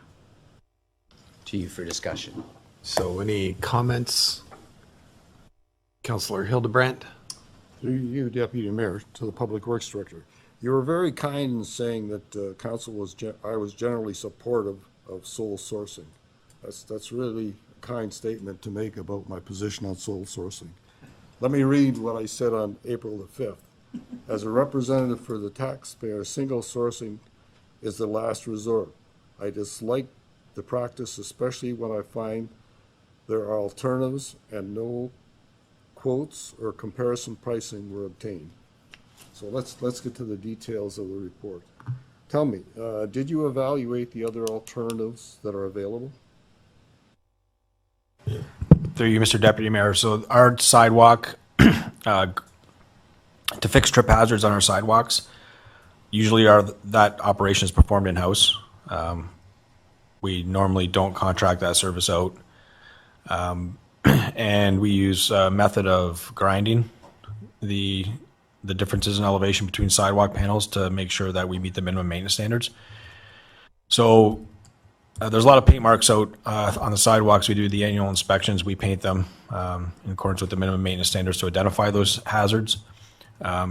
We haven't been able to attend to those in the last 2 years with our road staff. We aren't able to get the resources available to do that. So we'll take a contracted service to do this type of work for us. We will have to put a program out. The method, there's different methods you could use. You could use a wet saw. You could use a grinding method. This particular proposal that we received from Safe Sidewalks, they use a proprietary dry cutting system with a vacuum system on it, doesn't create dust. And so they've got a patent pending on that process. It's kind of unique, and we haven't been successful in finding anybody else that kind of does that. We wanted, the idea was that we would put together a pilot program, see how it works. In the town, we've identified roughly 200 trip hazards. We think with a budget of about $20,000, we can hit 130 to 150 of those. Failing that, we would put together an RFP to have a contractor address those issues, and that could be done using different techniques that could be evaluated. Based on the time of the year, most likely, we go that route. It'll be 2024 springtime before we address those issues. Did you get a cost evaluation from these companies? I mean, basically, it comes down to the cost per lineal foot of doing the sidewalk edging. I noticed when you look around, there are companies that do perform this work, and the cost-benefit analysis, in my view, should have been provided with the report. Does this new technology come with a cost-benefit analysis? Through you, Mr. Deputy Mayor, so I don't know if I necessarily have a cost-benefit analysis. We do have costing from the company Safe Sidewalks that did provide the proposal. They charge by the inch foot, so the depth of the cut and the width of the sidewalk determines what their cost is per panel, per cut, based on an inch and a half of a trip hazard. It's roughly about $125 per cut. So that's the costing that we do have from them. Like I said, this is an operation. We haven't gone out competitive with respect to having a company come in to address trip hazards. We usually do that in-house. We don't have that cost comparison based on what our staff use to compare it to where Safe Sidewalks is. So if that answers your question, we don't have any immediate cost comparison analysis for other contractors doing that similar type of work. And the process that we're proposing here, to our best of our knowledge, is proprietary, and they're the only ones that do it. Don't you think it'd be prudent to get a cost comparison from other competitors? Through you, Mr. Deputy Mayor, if that's council's wish, then staff would be more than happy to undertake that and report back. So I believe the CAO's got something to add to this. The last council was abundantly clear that sole sourcing was only to be done in extreme circumstances or where nothing else is practicable. And this council's been quite clear on that too. So here you are, not quite a year into office. This is the second item that's been brought to you for sole sourcing. The last one was rejected. This was entirely appropriate and well within your rights. So we sit here today. We have issued 24 RFPs this calendar year. And if this sole source goes through, that'll be 1 out of 25. So for 4% sole sourcing relative to, so the norm, what I can say to this council is that there's a very different culture in the administration that the senior staff have been working at, and a dramatically different approach to, and I think appreciation for and absorption of the importance of not sole sourcing where possible. In this instance, and the reason why I've endorsed the report and why it's on your agenda as it is that firstly, we're not asking for money. We're using what the remainder of the overage, whatever word you like, 20,000 out of the concrete budget. Secondly, I'd encourage any of you to direct a question to the town solicitor about why not we, like this lets it get done, and it hasn't been done in 2 years. And then thirdly, it's a proprietary technology that we'd like to see.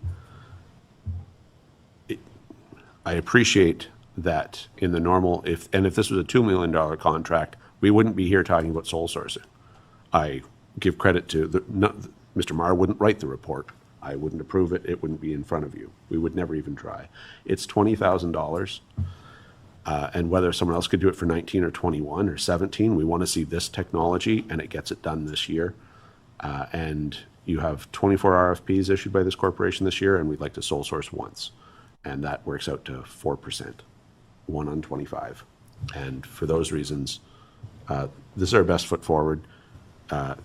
In principle, we completely agree with this line of questioning.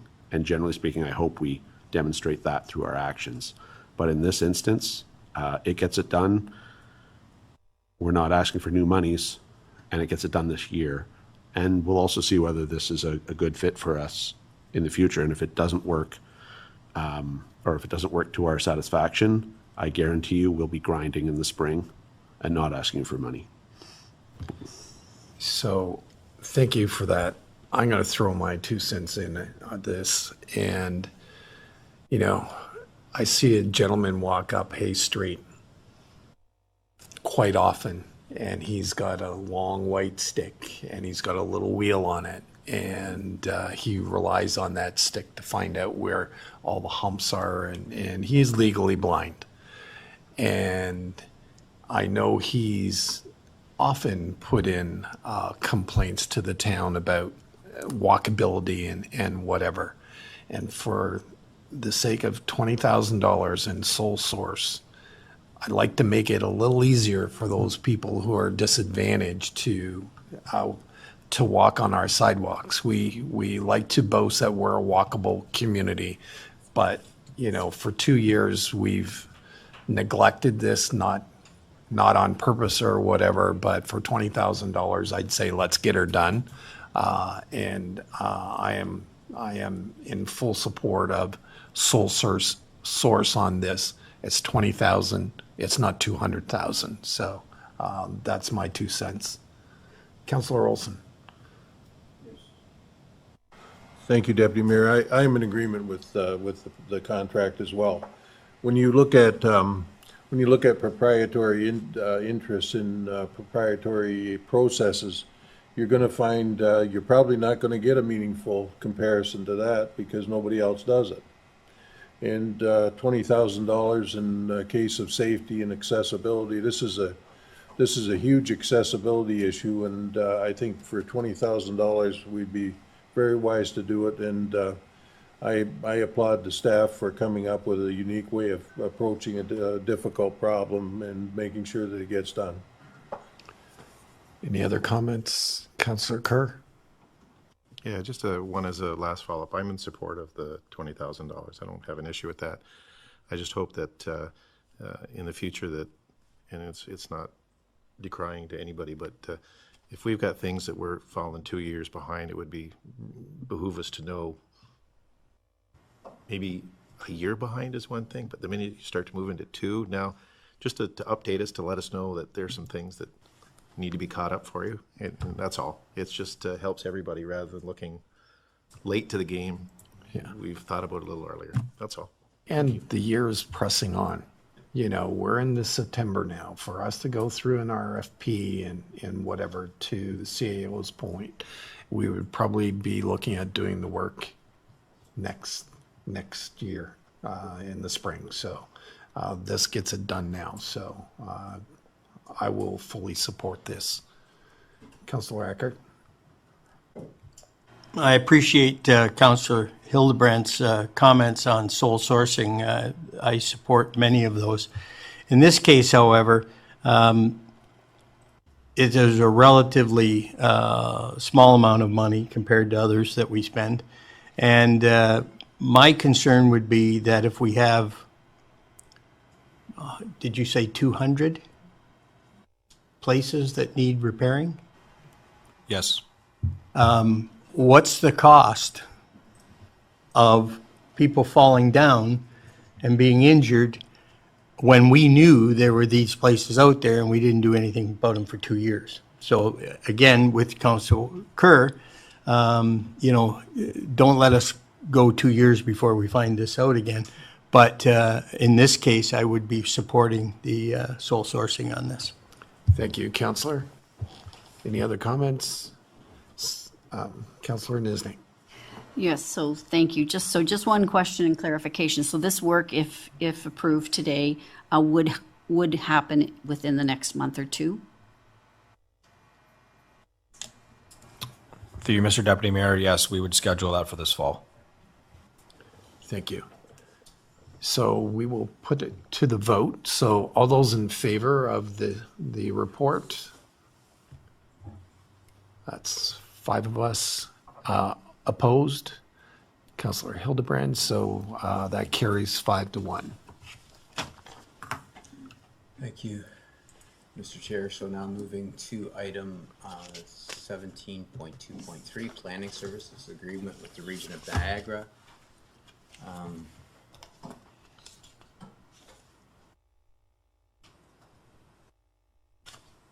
So I have a motion moved by Councillor Niznik, seconded by Councillor Eckhart. Be it resolved that Council receive report 2023-0196, Planning Services Agreement with the Region of Niagara for information, and that Council approve the Planning Services Agreement with the Region of Niagara and the clerk be directed to sign the agreement on behalf of the town.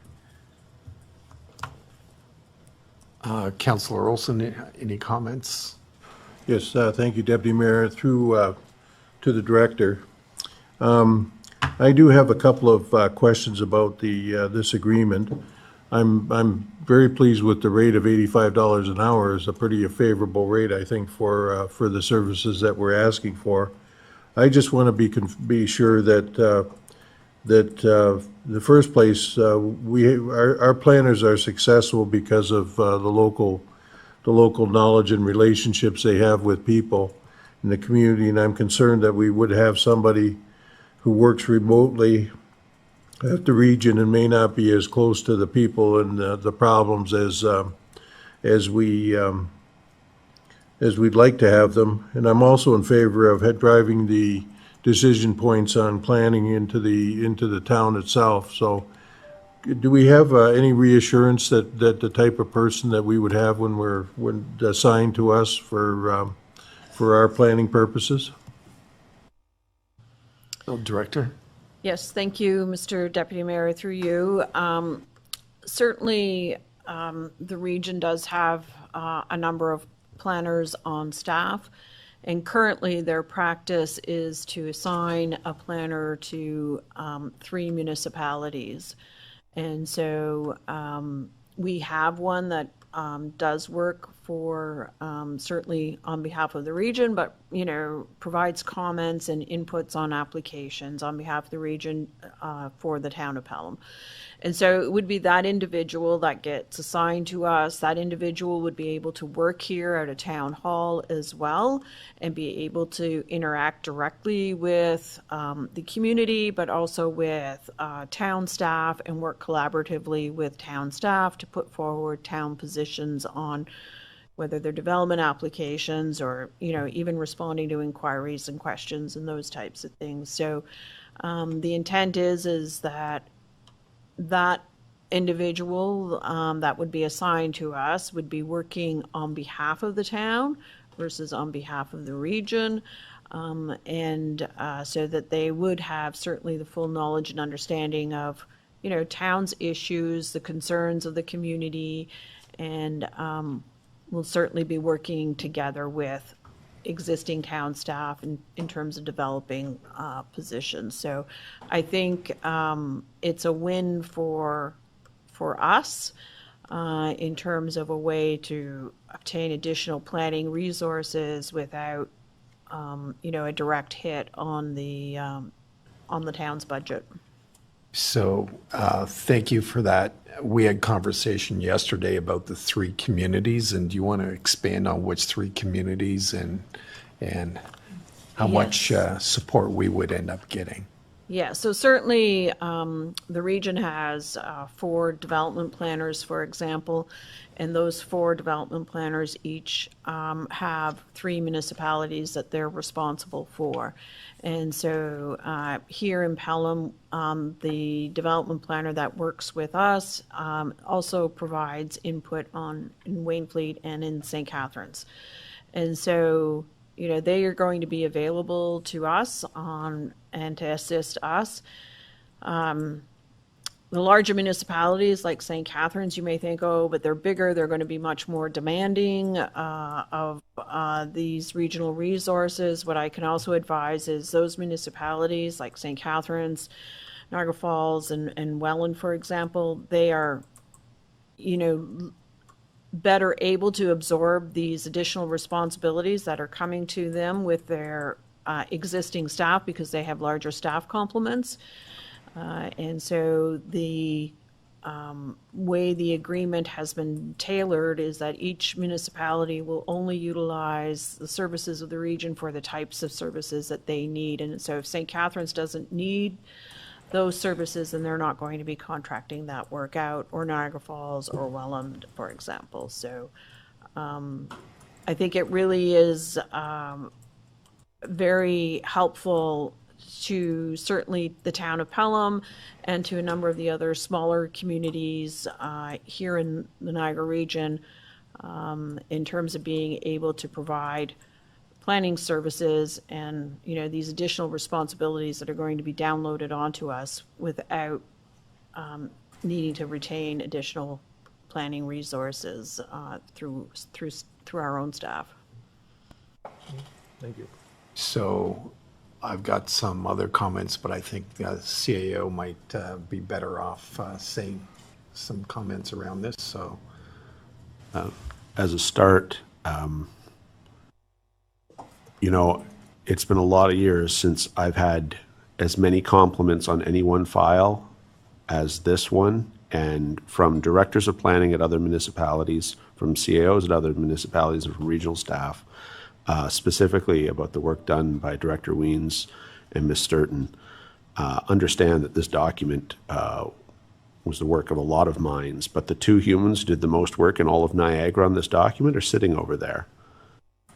For the whole region, for 500,000 people, it was Pelham staff who contributed the most to this document, and they're both there. And so it's a really well-drafted, well-thought thing, but it was crafted from the position of people who knew we were going to have to share the resources, share the human beings, and to find something that would absolutely work for us, and then by definition will work for the other smaller municipalities.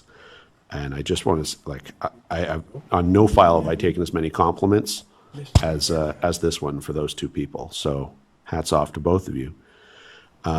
Also, I spent more than 5 years working in Lambton County, and that's a 2-tier system as well. And there I was working for the upper tier, and they did, Lambton County has planning staff who go and spend a couple days a week at each of the different lower tiers, local municipalities, and it works exceptionally well. Now, you need the right people to have the right frame of mind, but as a model, it allows those staff to see how stuff's happening in neighboring jurisdictions, which helps us deal with the well, they let me do that in Lincoln kind of complaints, which I'm sure everyone here has heard, or they let me do that in Wayne, or whatever that is. So it's actually a really effective way to ensure some consistency. I can tell you, I've seen firsthand in another part of Ontario this work exceptionally well. So I have every reason to think that this will be successful.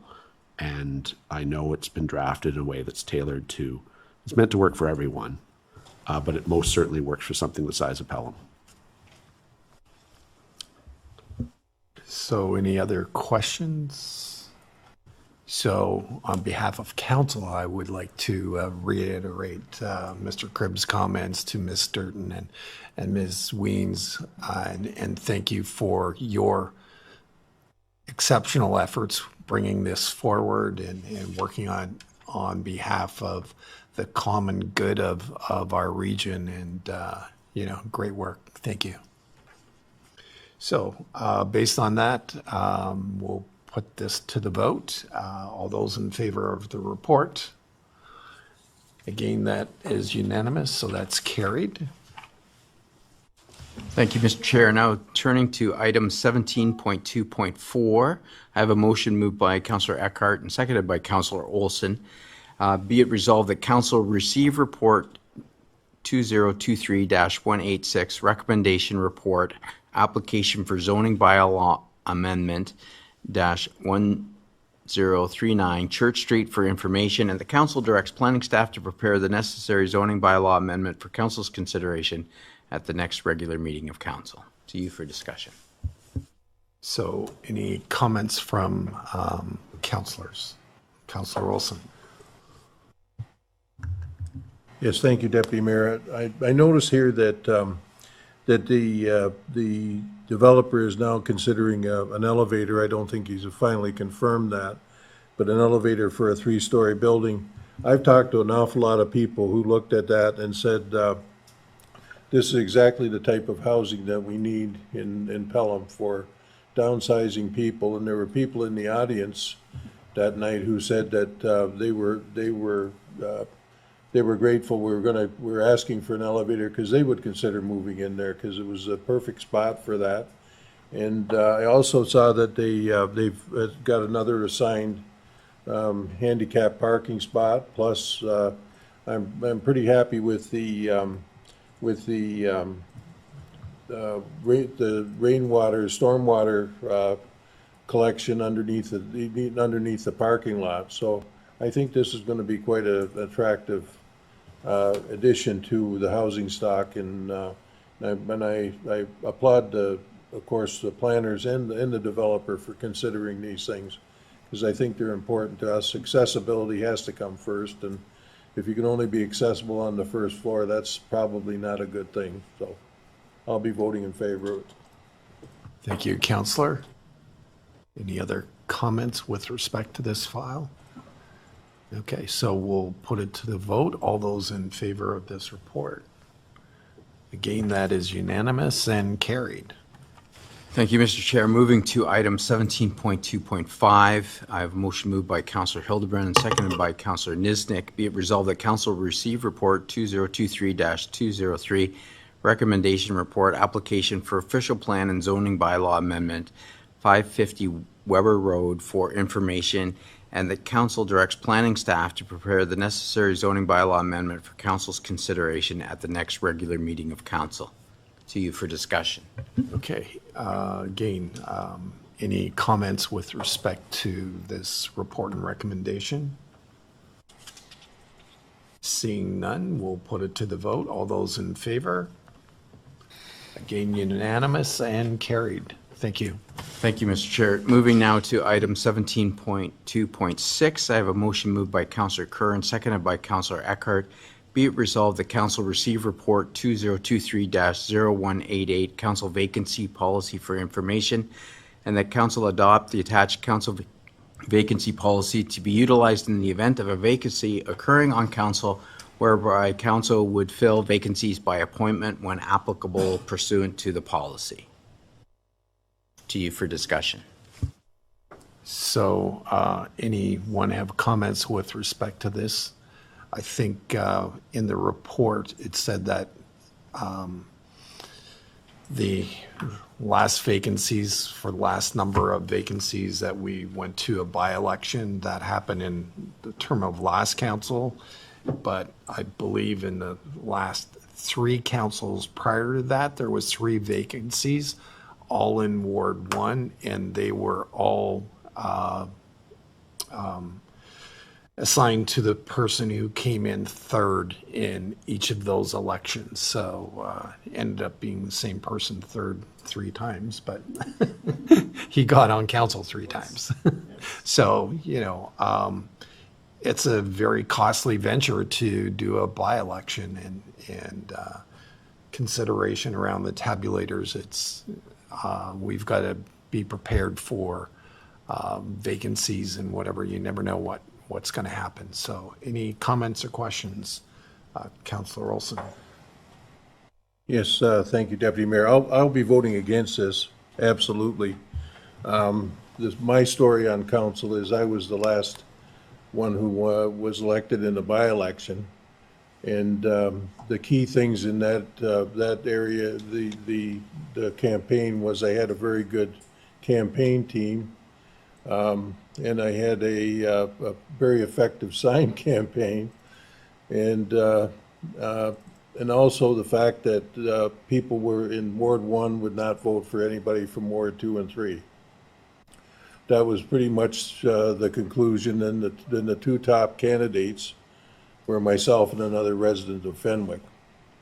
So, for us, it probably wouldn't work that well for Ward 1 because, just for that simple reason that there's a bit of a feeling that an election from 2 and 3 would just not work to be picking out the Ward 1 representative. The other thing I will tell you is that I applied for many of the advisory committee things or membership in them and I was turned down consistently. And I finally got on the age advisory committee, and I think that was just as more or less as a consolation prize for me. So if I was asked to be elected and considered for election, I probably wouldn't be here.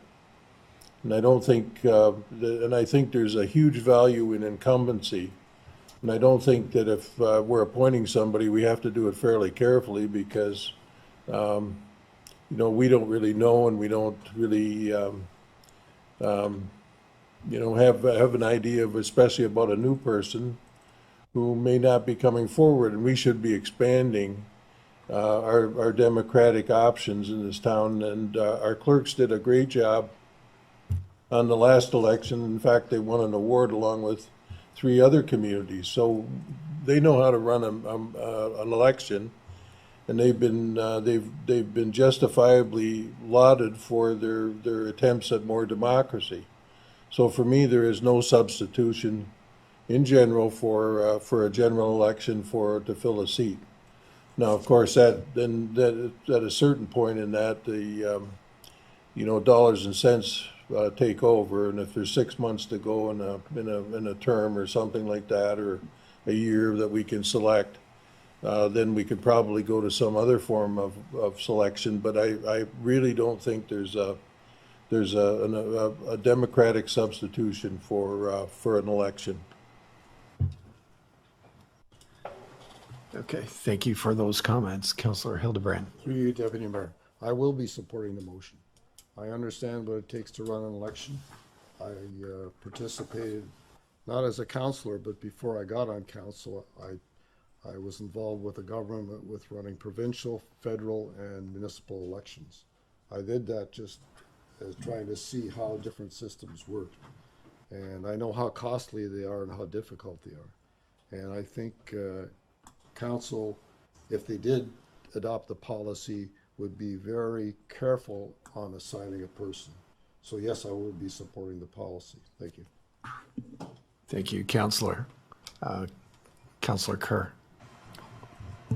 As with Councillor Hildebrand, I'll support it, taking into account economics, timeframes prior to a next election, length to the amount of time from declaring an election be started to the election's complete, and all the economics and everything else to go along with it. I think that the council members sitting around here are responsible enough to make good decisions, and that they would weigh everything in all due course and not bypass democracy just for the sake of expediency.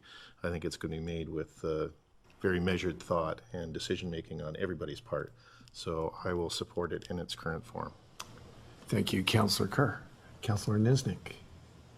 Hi, thank you very much. Yes, so just, I too will be supporting this motion.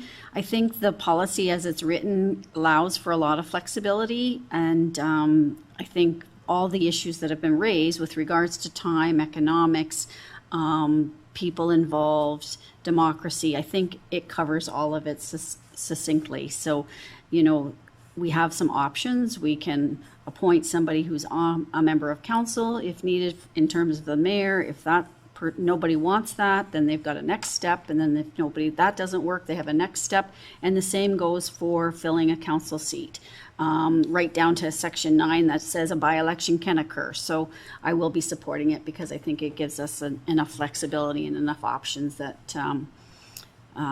to go through the process would make sense, depending on when the issue occurs. Thank you. Thank you, Councillor. Councillor Eckert. I will as well be supporting this policy.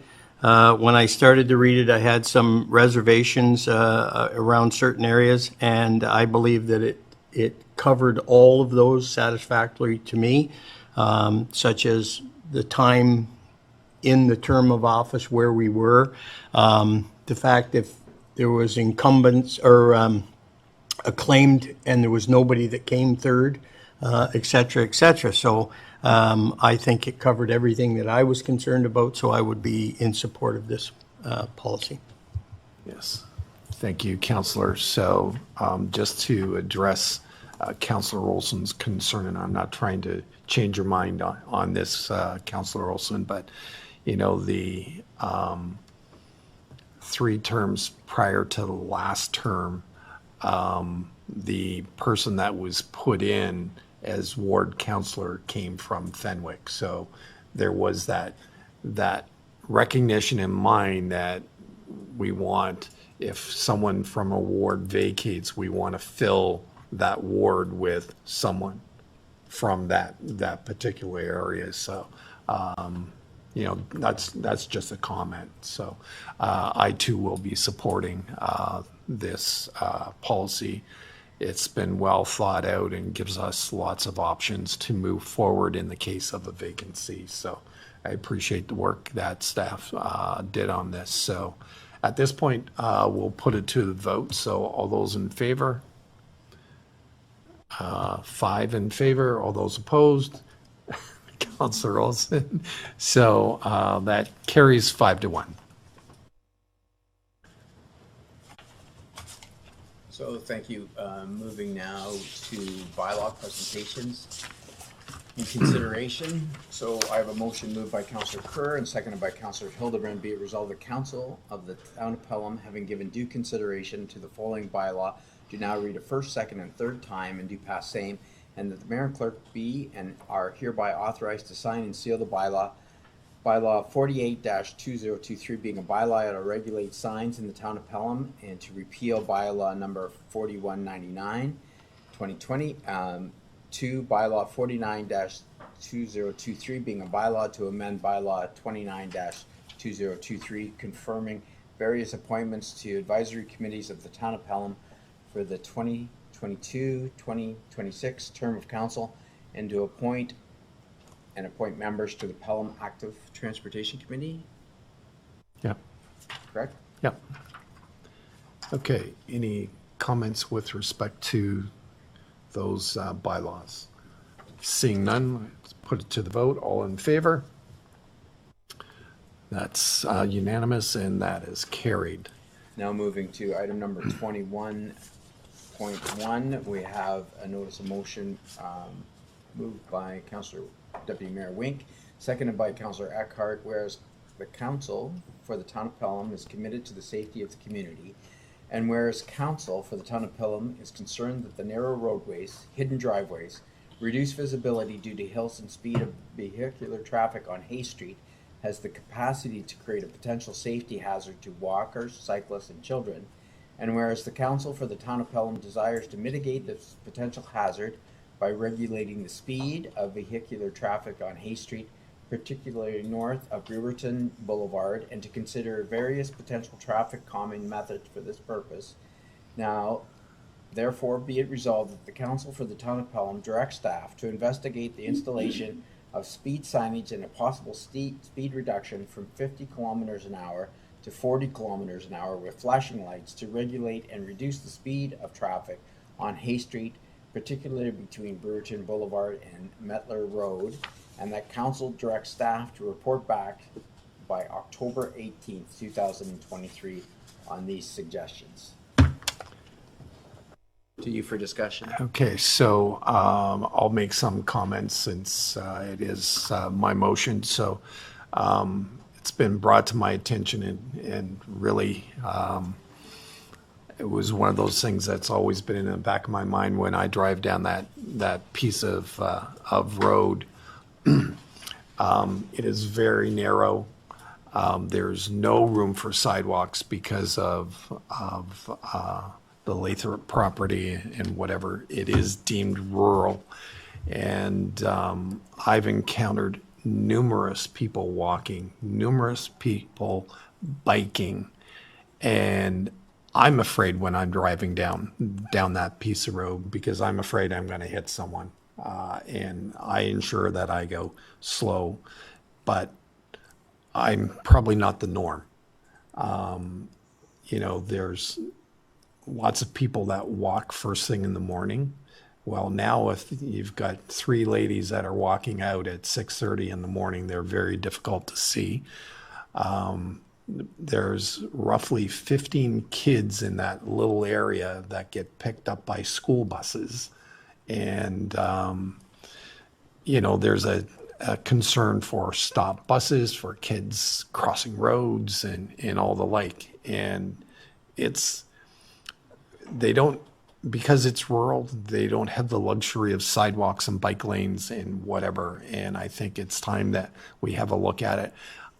I'm not suggesting a traffic study because a traffic study is not going to tell us anything that we don't know about this stretch of road. It's lots of blind spots. There's a lot of hills up and down. And I even encounter people at the end of Lookout Golf Course where there's blind spots and all of a sudden, oh, there's someone walking the road. So just want to make that area more safe than what it currently is. So that's the reason why I put forward the motion.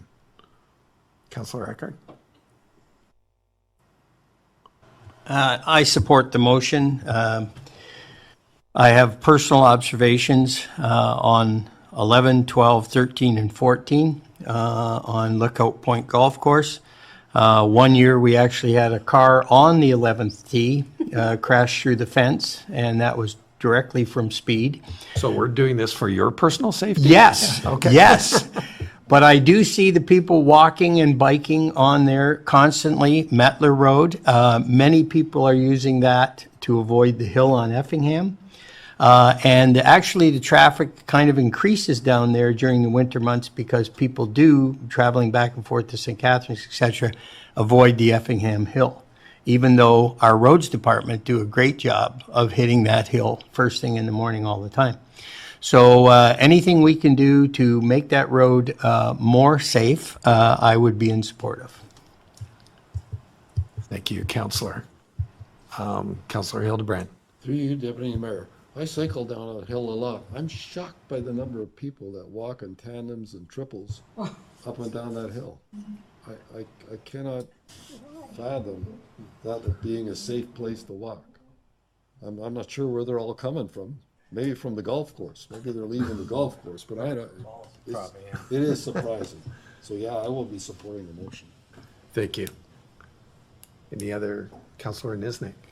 Yeah, so thank you. I really have mixed emotions about this. So I grew up around the corner from this road, and you know, it's always been a road that you just don't walk on. It's not a safe road to walk on, and why you choose to walk on it is beyond me. I would even rarely cycle on that road for that very reason. Like, I applaud people out moving and being active and that sort of thing, but you also have to take some responsibility for your own safety when you're on these roads. And that is not one of our safe roads, just because of the way it's built with the hill and the hills on the sides of it. And I don't think a sign is going to make a difference. I don't think a going down to 40 kilometers an hour sign is going to make a difference. I don't think a speed sign, caution to drivers is going to make a difference. And I just don't know what the volume of traffic on that road is. Maybe it has changed since I've moved away from that area. I don't know, but I think we have other areas in town that have much higher traffic volumes, much more concerns with regards to pedestrian crossing and walking and safety that I think our town staff should be putting their efforts towards. So that's my opinion on that one. Okay, thank you. Councillor Eckert?